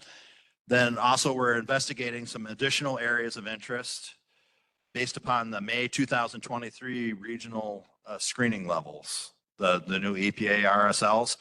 We had sites that we had to add to it because with the older standards, the screening levels, they weren't above it. But with the new EPA ones, the sites became above it. So we added them to the contract and modified AECOM's remedial investigation contract. And then the other part of that is we revised the PFAS, laboratory analytical method to 1633. Also, well, we already talked about that. Yeah, so next slide. So I'm going to hand it off to Walt now, and he's going to talk about what we did for MOB, a little bit about MOB 1 and what we're doing for MOB 2, and then show you some figures in that. So go ahead, Walt. Take it away. Thanks, Bill. I'm Walt Howard. I'm project manager with AECOM for the PFAS RI. So this first slide here, this is just a summary of work that was completed under mobilization 1 and what we have proposed for mobilization 2. And just listed by different, start off with soil borings completed. We did 79 in mobilization 1, and now you can see we have increased that for mobilization 2. We're going to do 123, and that accounts for, for every point that we had an exceedance, we're stepping out in multiple locations to, delineate the extent. With the temporary groundwater wells, we did 57 in MOB 1, and we have 57 proposed in MOB 2. We're taking a larger step out approach for that to cover a greater area, to look at a bigger picture. And I'll show you this on the map here in a minute. Next is our permanent monitoring wells in the bedrock. We installed 9 in MOB 1, and we have 5 slated for MOB 2. And then for the stormwater, we did 41 in MOB 1, and we have 57 in mobilization 2. And then surface water and pore water sampling, we have 66 slated for mobilization 2. And so next slides, they all are figures that show, the area that we're going to be investigating. Let me grab.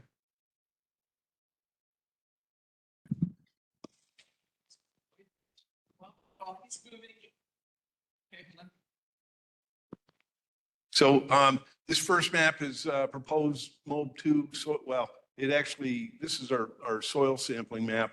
I know it's probably hard to see. Maybe you've seen it on the handouts. The green dots are mobilization 1 locations, and then the red dots are mobilization 2. For soil, for our soil borings, we're kind of concentrated up in the firehouse area, and then you can see where we're doing step outs against locations where we had exceedances. We have concentration of points down around the former firehouse, the wastewater lagoons, and then rec pond. And then I'll just also point out that as part of our, FLAP addendum, we've added additional locations because of the lower RSLs. We have 3 additional areas that we didn't investigate in mobilization 1. The first one is, it's called the satellite firehouse on the airport property. And so we have a group of borings that we're doing over here. These are shallow borings. If we find exceedances, we'll come back and we'll do step outs, and also go to greater depths to define the vertical limit of soil impacts. Next area is up here, this circle up there, that's called PRL 16. That's a former nozzle testing area. When they did the original site investigation there, all the results complied with the screening levels at that time, but now that they've been lowered, those samples from back in 2018 are now exceedances. So we're going back to look at that and do step out sampling in that area. And then in other areas over here, we had some drums of waste were stored there and potentially leaks. So we're going to do some sampling in that area. Next slide, please. So this is a similar map for the groundwater points. Again, the green points are mobilization 1 points. Each one of these are overburdened temporary monitoring well clusters. There's anywhere from 1 to 3 wells at each one of these points, straddled between the water table and the bedrock surface. So then the red ones, these are our mobilization 2 locations. You can see we have a concentration of them down by the retention basins and rec pond. And then beyond that, what we're doing is we're really kind of stepping out around the periphery of the base, going off base, to the west, to the north. We have well points that'll be over here by this former fire station over here. And again, we have concentration of them down by rec pond and lagoons.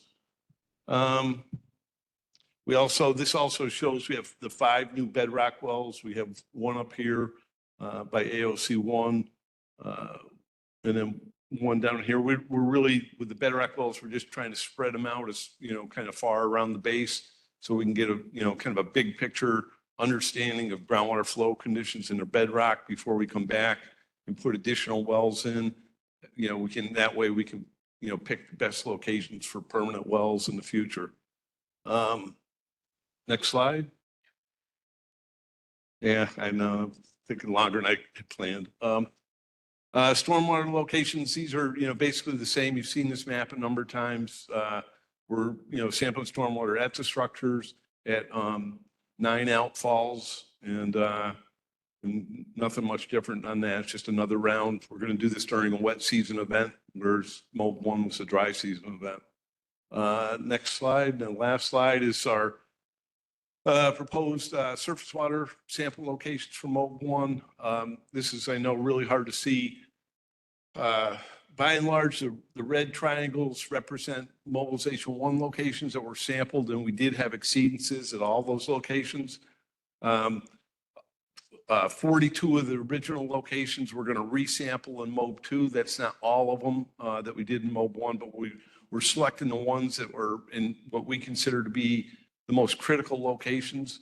We're going to do another sampling around. We'll be able to compare results and look at any trends between the 2 data sets.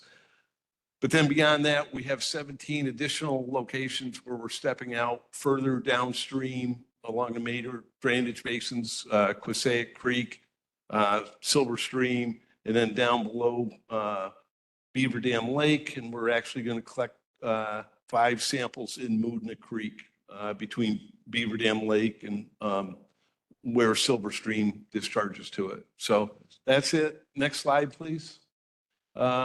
And then just an update of our schedule. This really hasn't changed at all. This slide hasn't changed. Our schedule hasn't changed since the last RAB meeting. We're ready to start mobilization 2 in May. We actually intend to start on May 13th. We have the driller kind of locked in for that. So that's all I have, I guess. It's last, yeah. I'm going to actually move ahead to have Doug do his presentation, and then we'll take questions from the RAB. We've condensed Doug's presentation down since he's always at the end of the meeting, but I want to make sure he gets a chance to speak. Okay, thank you. Doug Close with Bristol Environmental Solutions. I'm here to talk about quarter number 1, January, February, and March of this year. We've just condensed our graphics here. To date, we're at 543 million gallons treated since the interim system was put out. This first quarter, we have a current running, well, at the end of March, it was 36 million gallons, and we're still treating with the media in place. News of notes, which is not a surprise to anyone, is the amount of weather the area has been having. We've been getting just a constant flow of stormwater into the pond. Our rec pond containment to date has decreased to 42%. In this quarter alone was only 7% of the time were we able to get the water below the weir because of constant inflow. Just at our instrument at the pond, we recorded 12 inches of rain and over 12 inches of snow. So it was constant. As we finished the last quarter and went into this one, we used our metrics of gallons treated, pressures influencing the system, and we scheduled a media change in mid-February. That media change was monitored for about 3 weeks, and when we get to the next slide, you'll see why. We had an uncharacteristic result from our resin. So we sent out a notification to the stakeholders, and we convinced our suppliers and our vendors to change the resin currently that was out there from the media that we exchanged in February. So we're using our GAC resin, and now we have fresh resin behind that GAC. I would say that we also deployed our ultrasonic equipment in preparation for the algae bloom that's starting to happen now in April. So we put that out in play. The resin was replaced at the very end of March, and the system is operating in good condition. We can go to the next slide, and I can kind of recap some of those results. Remember, when you look at the metrics here, different scales, the influent on the left has a higher scale in parts per trillion. So we still remain about 350 parts per trillion coming in for PFOS and PFOA on average in direct pond. Our average for, mitigation and results, it's blocked there, but it's still single digit at 2.5 parts per trillion for this quarter. And that's even with our February 12th high mark of 11 parts per trillion, that high bar. That was where we immediately knew something was suspicious and uncharacteristic about our resin. We watched it, monitored it. It dropped a little bit for February, but we all agreed as a team that we would go ahead and change that resin, no cost to the project or the government. And that was done right at the end of the month, March 30th. And I can comfortably say as we go into April, we're seeing non-detects at both the resident effluent and the effluent water going out into Silver Spring Street. So we're back on track here in April with the system and all new resin for probably about 15 weeks. And I think with the new media, we'll be able to extend it a lot further with good, clean, single digit mitigation. Okay, I'm going to go to RAB questions. Before we leave this slide, though, I want to emphasize what Doug was saying, is that on the influent, the scale is up to 600 parts per trillion.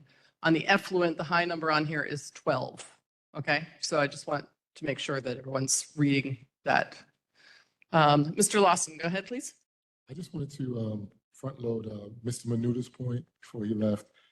I think one of the challenges with the conversation is when the system works well and we don't have overage of water, this is the result. I think his point was when it doesn't or fails or we have the overages, what can be done and how can we address it? Yeah. Yeah, this is a check. There we go. That's why we're doing the interim, we propose interim groundwater measure. So all that highly contaminated groundwater, the stuff that's 50,000 parts per trillion that's in the groundwater, if we stop that from going into Rec Pond, the concentrations in Rec Pond are going to go down lower because we're addressing the source of the contamination before it gets to the pond. Same with the outfalls. We're going to reline the outfalls. So we don't have contaminated groundwater infiltrating the stormwater outfalls and then discharging into the pond. So if we attack the source up gradient before it gets to the pond, we're not going to, no offense, we're not going to have to rely as much on the surface water treatment. That'll be like a polishing thing, Plus there's probably other things in the pond that we got to address too. There's sediment contamination in there from it. And there's a whole variety of things, but I think the quick strike to get at the groundwater and to take care of the stormwater, that's why we proposed, through that CPA, they looked at those, and those are interim measures that we can do to help reduce the contaminant loading that's getting to Rec Pond. The other stuff that's already there, those are larger scale, and I mean, we're going to get there, but I think for the quick interim measure to do something, that'll help. And that'll help reduce the levels of contamination that are in Rec Pond. But if we don't do anything like that, then you're always going to see those levels in Rec Pond continue because the groundwater's continually discharging into Rec Pond, and the stormwater is as well with the contaminated groundwater getting into the stormwater outflows. Thanks. Yep. Go ahead. Yeah, just quickly, and then we also have a question online. Really appreciate it. And I like the upstream approach of addressing it. The reality, though, is we are seeing high levels of water, and we're going to continue to see high levels of water. That also needs to be a system that addresses when we get the flood. We're going to get more water. It's going to happen. And the question is begged, if the groundwater solution doesn't get us to, like, as Amy pointed out, to like the 12-point number, we still need to talk about how we deal with the overflow of water. Right. And that's where the, the stormwater diversion's another piece of that, the 17K, where they'll, if they reduce that volume, that's going to help. There's a lot of things that are additive. They're just not all happening at the same time. But those things are all going to cumulatively are going to help reduce what's going into Rec Pond. So, I mean, and then these are interim solutions, it's not the final. So when we get done with the RI and we do the FS and we evaluate cleanup standard, I mean, we know what all that is. Then we're going to be going and doing proposed plans for final remedy. What do we do for the sediment that's in rec pond? What do we do for, you know, overall groundwater and source areas? Are there areas that we need if we went out and excavated it? I mean, those are all things that are going to go into what the final solution is. So these interim ones are why we investigate. Otherwise, we'd be saying, well, we're going to continue to investigate. And then, you know, so that's what's nice about CERCLA is you can do these interim actions at any time. And that's what we're doing. Thanks, Bill. We do have a question from Victoria Lung online. Hi, this is Victoria Learn from Riverkeeper. I actually have two questions, one on the previous presentation and one on this one. I'll start with the previous presentation first. So thank you so much for the presentation on the MOB-1 data. However, we would like to see if you're able to share a plume map, if that's been developed, or if it hasn't been developed, we think that you should use your preliminary estimates and findings to develop a plume map so that we can start sampling. We can identify if there's risk to private wells, and we can start that sampling as part of MOB 2 instead of waiting for MOB 3. Yeah, this is Bill Meyer, Restoration Program Manager. So the data, the groundwater data that we're collecting now from temporary wells is so we're not, I don't want to say wasting a bunch of money, but if we were putting in permanent wells for every temporary well location, that's a lot of effort. This is like a quick snapshot to help us delineate it and then step out. So after this next mobilization, we're going to have a really good picture of what it looks like: up gradient, side gradient, down gradient. And then from that, we're going to install permanent monitoring wells. And the data that you get from permanent monitoring wells is a lot better than a grab sample from a temporary well. I mean, those are just temporary. They're a quick, let's get a number, send it to the lab. Groundwater wells, they're there permanently, and then we reproduce that information. So there's actually 2 rounds of groundwater sampling once we get all the permanent wells in. But I understand, you know, the desire to see like a plume map, and we kind of had that already in the one of the figures that was in there that showed on the CPA they used the figure, and at the last RAB I used a figure that showed groundwater concentrations. They had ISO concentration map using the that data, so it's already out there. It's you've seen it, and if you go to the critical path analysis, if you look at one of the figures in there. That has those ISO concentrations for PFOA. Is it PFOA? I believe it's PFOA. Yeah. So anyway, that's there. I mean, it's available. So what was the other question? Thank you. And then the second question I had was about the interim stormwater treatment system. And curious, what happens to the spent GAC and the ion exchange resin? I know there was a point when the DoD was not allowed to incinerate. I believe they still are not allowed to incinerate. Do we have a more sustainable disposal process in place?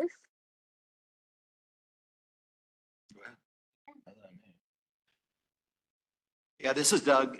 As we've been doing now for a couple years, we are sending all our GAC to reactivation to a permanent facility approved by the EPA. And then our small amount of resin goes to a hazardous waste landfill in Michigan, and it's another permanent facility. And that's our course for disposal. At this point, I'm going to open it up to any questions from the public. I'm going to hold off on any other RAB comments. We're actually running about 20 minutes behind in spite of my best efforts. If there are additional RAB member questions or public questions, you'll see at the end of the presentation, you can email your questions in and we'll get those answered. I apologize that we need to move on. It's a heavy meeting. A question from the public online? Okay. Who? Rick? Yeah, hi, Okay, thank you. Rick, you may go ahead. Thank you. I'm gonna rattle off a couple of questions, see if you can get quick answers to them. So on the mobilization 2, the sampling that was brought up, is that also include the sampling that Dr. Devantis is doing on his stormwater and with the PFAS investigation for the that Megan and Cynthia are doing? Okay. It's, Bill Meyer, Restoration Program Manager. No, that was a separate recommendation. So what AECOM's doing is totally separate from that. AECOM had a contract, and, they propose X amount of stuff. They're doing their bit. These are recommendations above and beyond what AECOM's doing. So that's actually going to be more data to site characterization for when they do it for the groundwater extraction pilot, as well as the stormwater stuff with all the sediment sampling and soil that they talked about doing. So that's all above and beyond, what we're doing here with AECOM. One more comment, if I may. Can you hear me? Go ahead. Okay, so just to add to what Bill said, the data that we recommended as part of the CPA is not intended to be duplicative of the RI, but rather supplement data. So the recommendations that you saw, if it turns out that the AECOM goes out and installs wells along the southern boundary and performs slug tests, which I know they're part of their scope at some point, then that data doesn't need to be repeated. So it depends what happens faster, if that makes sense. It does, thank you. Thank you. Another question from the public? Can I go again? Shannon, please go ahead. Yeah, so just following up on the ion exchange resin disposal, and I'm just wondering if there's been any discussion or there could be any discussion about other more possible sustainable ways. There's a lot of research happening with PFAS. I know DOD is funding a lot of research with PFAS remediation and cleanup and treatment. Is that something that the consultant could consider in a scope of work, would be trying to identify some alternatives to disposal? I understand it's EPA permitted, but there's a lot of research that's happening right now. So I'm wondering if that's something that could be considered. Yeah. So this Bill Meyer, Restoration Program Manager. There actually is a lot of research and development going on in the PFAS world. I know at Biddle, another project that I manage in Pennsylvania, it's called the Defense Innovation Unit. They're actually using R&D money looking at thermal destruction of PFAS. So they're whether it's the foam fractionation part, that's a NDIA or NDIU, Defense Innovation Unit. They're doing a lot of research and development. So the same with the thermal destruction of, if we got soils or resins, they're actually looking at technologies to try to do that more efficiently, better than we have what we have right now for our technology, but DOD is spending money to actually look at other alternatives, to maybe come up with a cleaner or better way to get rid of the waste. So that's all I can really tell you now, other than I know at some of my other bases, they're actually doing some of that research, like at Biddle. But that's for like the foam. That's the only reason I know about foam fractionation is because we're doing a 6-month pilot test out there on that as well. So, is there any way we could use the results of that research or to inform our disposal practices to try to sort of get closer to a more sort of sustainable, not just making it someone else's problem, waste disposal scenario? No, that's what they're looking at. They're trying to make it if it's a viable technology, they want to be able to get it out there so the practitioners can use it. Maybe that didn't answer your question. I think you were trying to make it more sustainable. I mean, everything. Yeah, I guess I was just saying, can we use that research to change what we are doing? Are there any processes in place to like reevaluate what we're doing as new things are learned so that we might be able to implement these new practices that are being identified? Yeah, I think DOD is looking at that as well as EPA and the regulators. I mean, they're always, they're part of that process. Can I add? I want to get just to take a pulse here. We are running about 15 minutes late, and there are 3 more questions from the public online. We moved RAB business to the very end, so I want to go through that at least briefly. Are folks okay with running 15 minutes late? Okay, I'm seeing nods around the table, so we're going to go ahead. The next question online is from Joseph.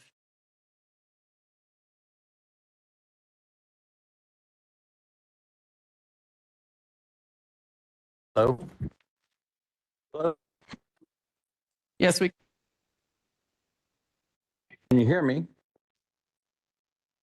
Yes, we can. Okay, thank you so much. So forgive me for earlier. I am at my meeting, which is about to start, but I want to get a couple of questions in if that's okay. And I may not be able to stay on for the answers, but I just want to get them out there for the public and for you to hear, okay? Very briefly, let's see here. So I began understanding the PFAS situation back in 2018. Assemblyman at the time who we ran a press conference and started discussing all of this. I will tell you that since the beginning of March and the beginning of April, PFO positive water with at least 4 parts per trillion at the surface, according to the test January 31st, 2024 at the RAB meeting, has flowed across adjacent neighboring properties into the New York State DOT stormwater sewer system on Route 300 in the town of New Windsor. Again, this has happened twice. 3 municipal entities had to deal with this situation, flooding, to mitigate it. Namely, it was the town of New Windsor, the city of Newburgh, and the New York State DOT.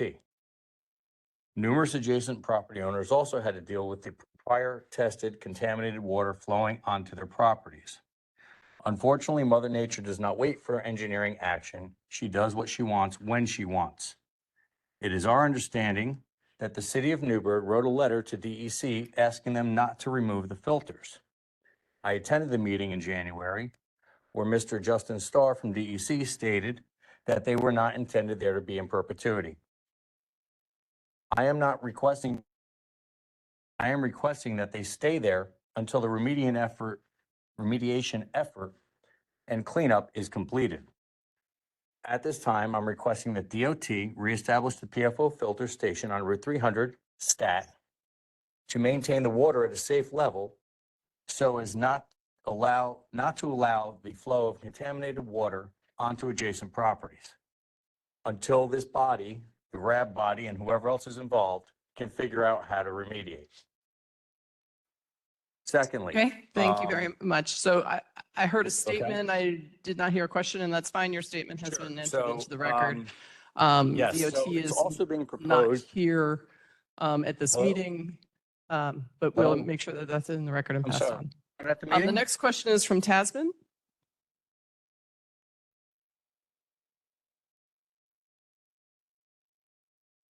Hi.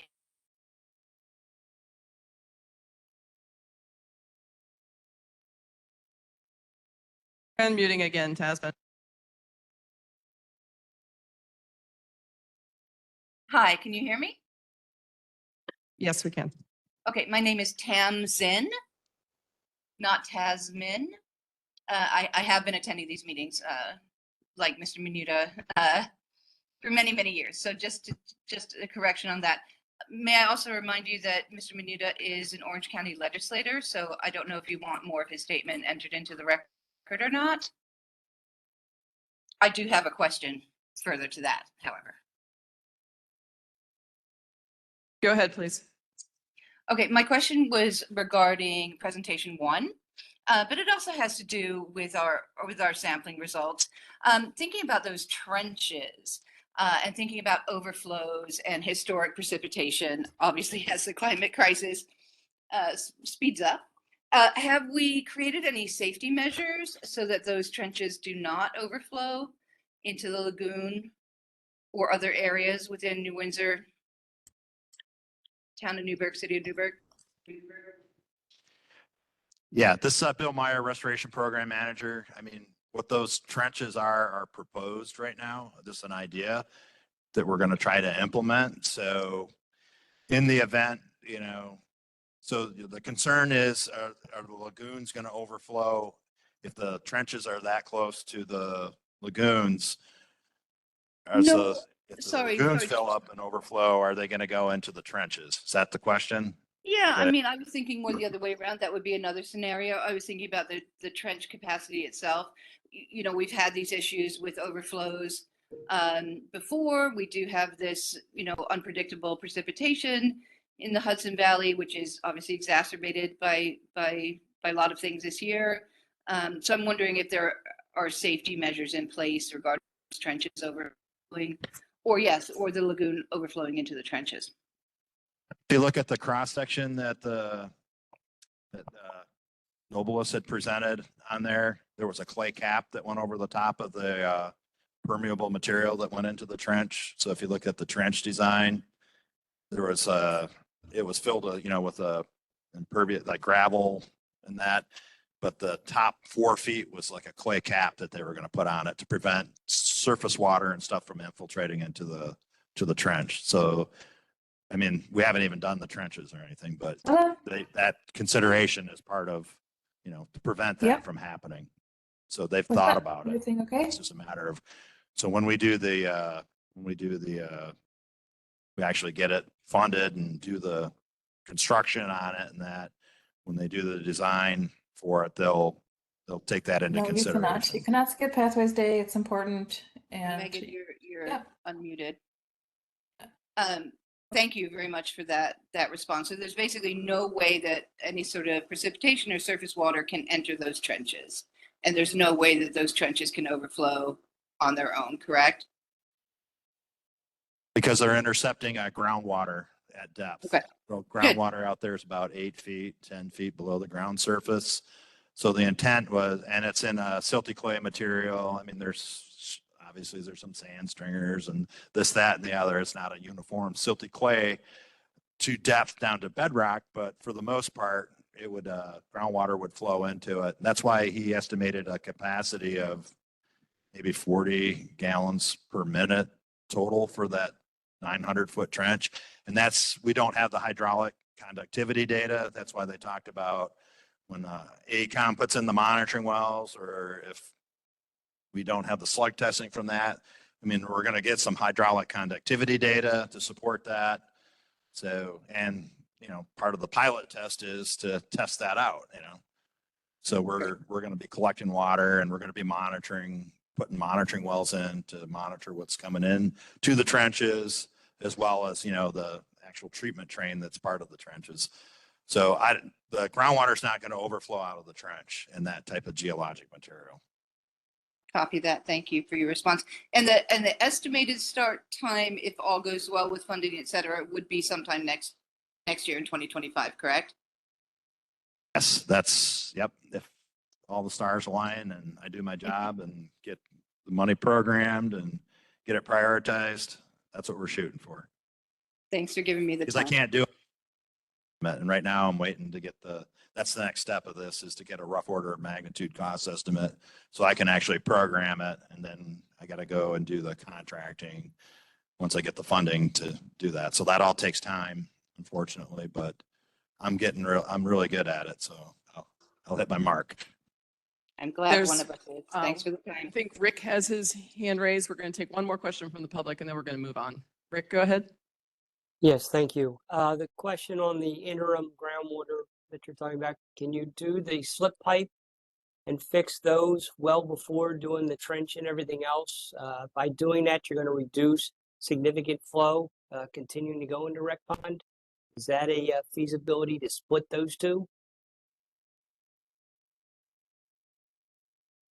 To split the two trenches, you mean to separate them so they're not one continuous trench? I think that's what the No, intent was. no, They I'm were going sorry. to do like 450 and 450 feet and have a sump for each one.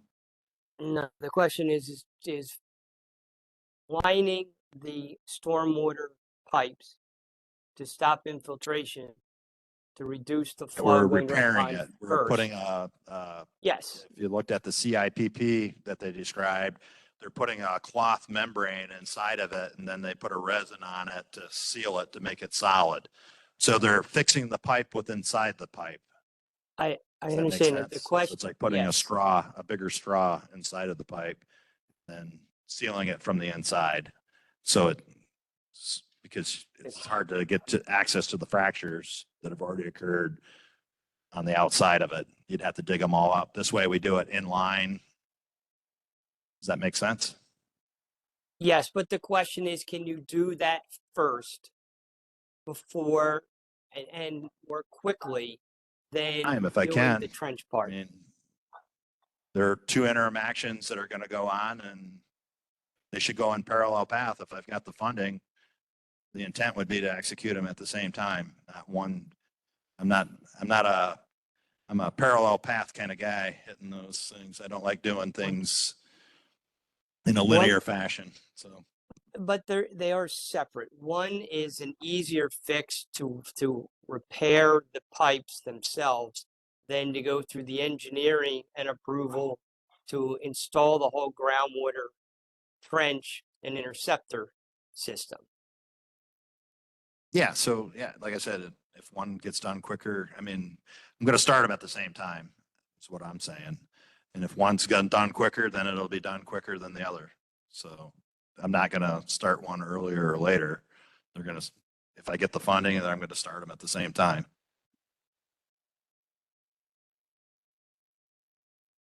We're going to move on to the RAB business part of the presentation, and then I'm going to try to do my very best not to hold you longer than 7:45. Keep going. Keep going. Okay. Many of you know that New York State Department of Transportation had originally planned to present at this meeting, and we found out actually literally last week that they were not going to be able to. And I think, Bill, you can speak to that a little bit more about what the reason is for that. Right. So during their design process, they found a couple issues with what they were proposing. And so before coming to this group and to propose something that might potentially change, we need to resolve what the issue was. So what the one solution that they had, I believe, required, there was something with 100-year floodplain and volume. So where that displaced water was going to go. So before coming to us all to talk about this and, hey, here's the solution, then have us come back, a month later, oh no, we had to change it. They wanted to get it resolved. So we have a meeting with them this Friday to talk about, how to resolve that issue for the 17K diversion. And my hope is to be able to come back and say, hey, we got it resolved, and they'll be able to present in July. So we didn't want to present something that was going to change. They didn't have the final, So they did all this design work, and it's good that they caught it. Better to catch it now than we're getting ready to step out the door and launch, and they identified this issue. So now we're trying to resolve it. And there's different ways of resolving it. So this Friday, we're going to talk about it. Not trying to be nebulous about, because I haven't even seen their design presentation other than I was on the call with them and they identified, hey, we need to hold on this. And it was for good reason. It wasn't because they don't want to talk to you. They want to give you, when they talk, they want to give the right, here's what we're recommending, not here's what we're recommending, and then we're going to change it.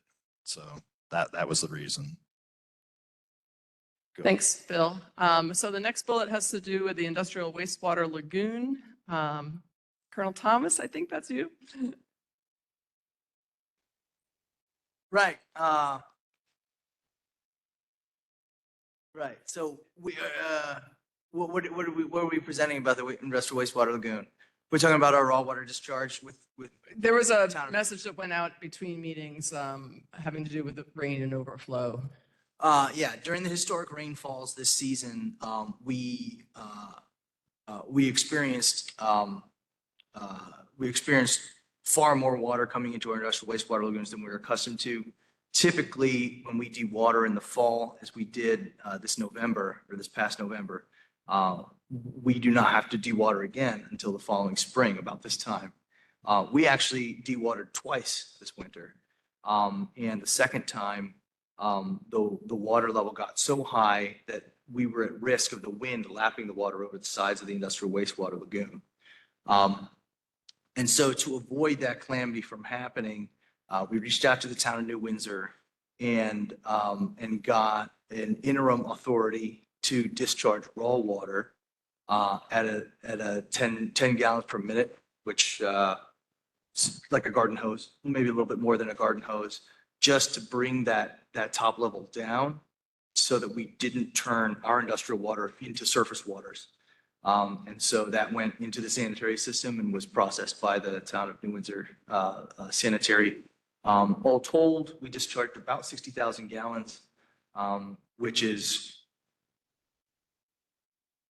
8% of our capacity in our lagoons, just to keep that top water down. Since then, we've begun our industrial dewatering in earnest, and so the lagoons are near empty now. And so, you know, we'll be sure to stay ahead of it. But yeah, this as Doug was mentioning with our chase to stay ahead of the wear on the industrial wastewater front, it's been a chase as well for us to stay ahead of. Fortunately, we were able to head off overtopping lagoons this year, thanks entirely to the town of New Windsor. So. Yeah, I'd like to thank personally John and Guido from the town of New Windsor for working with us to a resolution and coming to the least of all evils in that circumstance. Okay, thank you, Colonel. And then I know previously we've been saying there'll be a base tour in the spring, and now it's getting to be spring. So I'm going to turn that to Colonel Farrelly to talk about that. Okay. Yes, as we've discussed in the last two RAB meetings, the base tours, we welcome the opportunity to do that for the RAB members. However, just because of the conditions in which the restoration activities take place, it's better and safer to do it in the springtime, which is why we're doing it now. So we have a plan right now that we're going to open it up for people to come from the RAB membership to do a tour of our restoration efforts on May 30th. Now, as I've discussed in the previous RAB meetings, because of the fact that we are a secure federal facility and we have the kind of activities and equipment that we have on board, we are required by law and regulation to maintain very tight security, especially because of different challenges that we've had in the past with security issues in the area. So to do this, what we're going to be looking to do is I have Michael Ottinger's email address there. Anybody that is one of the members of the RAB that wants to join us, please email Mike Ottinger. He is going to provide a document that you have to fill out that's going to give your personal information so that you can get vetted by our security forces personnel to make sure that we can clear you to come onto the base. All right. So we'll need that clearance done, that document sent in to Mike Ottinger by no later than 4:30 in the afternoon on May 2nd, all right, which is next Thursday, if I'm not mistaken. All right, and because of the requirements for the vetting, okay, that is going to be a hard time because of the fact that we have these very, very tight security requirements that we have to meet. All right, so please, if you want to come, make sure that you meet that deadline of 4:30 in the afternoon on May 2nd for getting the paperwork in. Okay, once you get that paperwork in, you're going to get vetted, and assuming that there's no problems with the security to come onto the base, we're going to welcome everybody on the 30th with a backup date of June 4th. But on May 30th, what we'll do is we'll ask you for you to arrive. I currently have it planned for 9 o'clock in the morning. We're flexible on that, and we can open it up to the RAB membership if you would like to go with a different time during the day. we can accommodate that. But right now, at least for a nominal plan, we're going with 9 o'clock in the morning, keeping it less military here for everyone. Please shoot to arrive 15 minutes early, all right? Because when you get to the gate, there is the security process of getting through the gate, okay? Again, because of laws and regulations that we have, you will need to bring what's called a real ID compliant identification, all right? This means that, for example, the standard New York State driver's license, unless you have gone the extra step to get the real ID compliant document, it doesn't count because New York State does not meet federal identification regulations and compliance. So we would need something above and beyond that. So for example, a passport is a great one. You have your passport with you, no problem getting on base once you come in. Mike, are there any other ones that we should be pointing out? It's birth certificate, social security card. Perfect, thank you. All right, so on the day of, arrive a few minutes beforehand. All right, so that we can get you cleared with the gate troops that are there, and then we'll have transportation there to take everybody over. We're going to have a hard departure time of the specified time because of the fact that every member that is not a member of the military is going to need to be escorted onto the base. So we'll have the transportation to keep everybody safe and get everybody over there. And that way everybody can get the information that we're passing as well. All right. Does anybody have any questions on any of this? Sure. Yes. Yes, the entrance off of 17K. Exactly right. Yeah. So quick alibi. So on the document that Mike's going to send out, it'll show you what a real ID is. If you are confused, it'll give you examples, make it as painless as possible. Thank you. Any other questions on this plan? We go ahead and send that document to all RAB members. Since the deadline is next Thursday to get it back, can I send the blank form to all RAB members? It is in your inbox. Sorry? The link is in your inbox already. You can. Perfect. So I will take that as an action. I will send the form out to all RAB members so that you just need to send it back into Mike by next Thursday, 4:30 p.m. if you want to participate in that tour.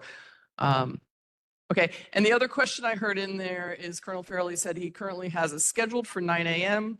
I believe that some tours in the past have been at 3 p.m. It does have to be within daytime hours because of the personnel who have to support it. I know you want to leave here today with a time. So are there preferences for morning versus afternoon? I realize some people work. You're going to have to take time off work.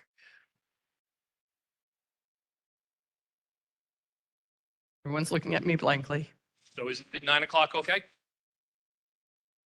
Okay. Okay. I'm not hearing any dissent. So We'll go with 9 o'clock. Okay, great. Other RAB business, I still need to coordinate more with the Public Affairs Office about getting some documents up for you on the website, and I apologize on that. We will be getting copies of the presentation, links to YouTube, that kind of thing, onto the base website. The community involvement plan update. People have been asking me about that, and I know it's in the next round of projects. So, Bill, if you want to go ahead and address that. Sure.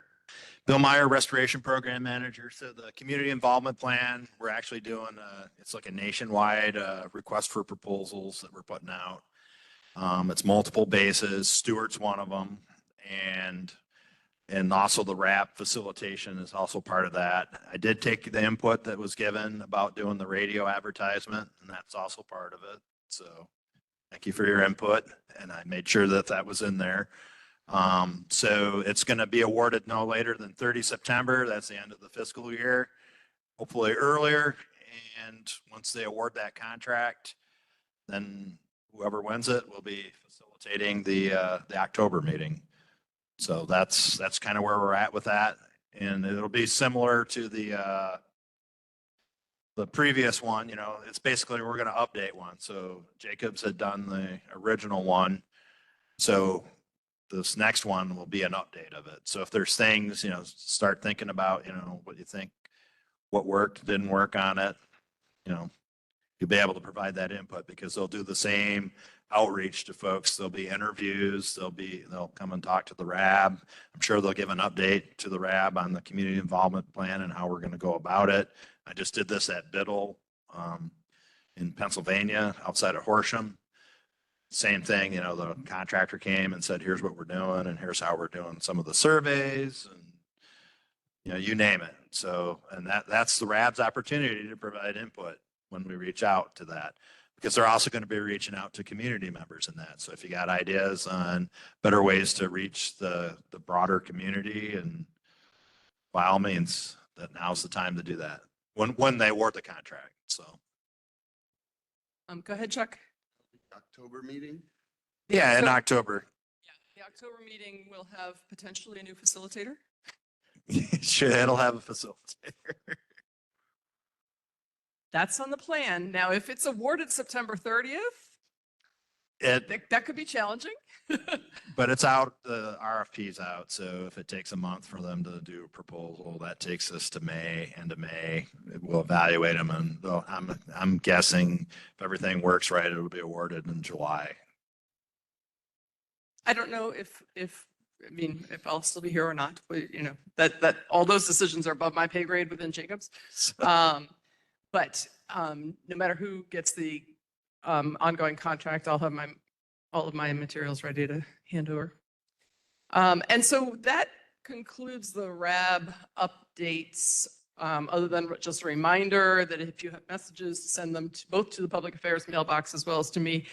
And if you could actually copy Mr. Lawson, I know some people do, and I get some emails that only go to Mr. Lawson and me, and just, so I try to make sure that the folks who need to know get forwarded those messages. Any comments? Go ahead. You can use that microphone. Just tap it to turn on. Go ahead. Try again. Chuck Thomas, CAC. Is this session being recorded, and when do you think it'll be available? Because there was a lot of information provided tonight. This session was being recorded, and what happens is that we download the video and we get it over to the base, and they'll get it up on YouTube. That will be within the next few days. And I'll send out a message with that link. Other comments or questions about RAB related business? Okay, then we're going to go on to, I think it's just, okay, so your upcoming meetings. This would follow the regular schedule, assuming that the new contractor continues to follow the regular schedule. Our next meeting that I will be here for is July 24th. I think the actual schedule is part of the current operating procedure, so I don't see any reason it wouldn't continue, which would make October 23rd, January 29th our next meetings. Now, April, I've written up 23rd or 30th, and that's because I think our procedures say it's the last Wednesday of the month, and April has 5 Wednesdays. So it's up to you to decide. And I don't know if, as we get closer to that date, if there will be any folks who have an actual preference. If it was me, I would recommend the 23rd. Partially because I also facilitate the Barnes meeting, which is the night after Stewart. So I go from here to Barnes. But, this may or may not be me. So that decision's not mine. I don't think you need to decide that tonight. But by fall, you're going to want to nail that down. Next slide. RAB discussion. We've already done that. Go on. There were a lot of topics discussed tonight, and you may have more questions as you go back and look at the video, or as you go through your handout. There was a lot presented tonight. This is always the case, but I don't think we've had any in a little while. But if you have follow-on questions that we didn't address tonight, you can email those to Dan Shapley. It's always about a week and a half, so by May 3rd, so it's a week from Friday. Email those to him, and they'll be submitted as a group to us, and we'll get comments or responses to those in writing back. So just a reminder on that. Dan wasn't able to participate tonight, but he had Victoria sitting in for him, but he confirmed that he still wanted his email on there. Next slide, I think was, yeah. So our next meeting is the 24th. it won't be Colonel Farrelly after all, which I just found out today as well. So that'll be Colonel McGuire. Go ahead, next slide, July 24th. We always provide you these links to the administrative record, the interim stormwater treatment system quarterly reports, and the Air Force Center for Environmental Civil Engineer Center, sorry, AFCEC, that's their PFAS information page. Next slide. Are there any closing remarks? Colonel Farrelly, your last meeting, Mr. Lawson. Otherwise, you can go ahead, sir, and then we'll return. I just want to thank everyone for your participation and your passion with going after this. It's been wonderful to work with everybody in the collaborative manner that we have been working over the course of all these different meetings that I've been with as during my tenure here as the co-chair. But I'm looking forward to the continued efforts to do this. This is obviously not going to be a quick fix because it took a lot of years to get to where we are. And, obviously these chemicals are tough. That's why they call them forever chemicals. That's why, we're putting this level of effort and expense into trying to get it corrected. But I thank you all for your concerns and for working with us. Thank you. Anything else from Mr. Lawson? No, I just would echo the Colonel's. Thank you for your service, all of you for your service, and thank you for the community for coming out. And again, we're looking for the continued support and collaboration. We really appreciate it. So nothing more to add. And it's late. Thank you very much, Mr. Lawson. Thanks everyone for coming out. Appreciate it. And with that, we'll adjourn the meeting. And thanks for staying a little late.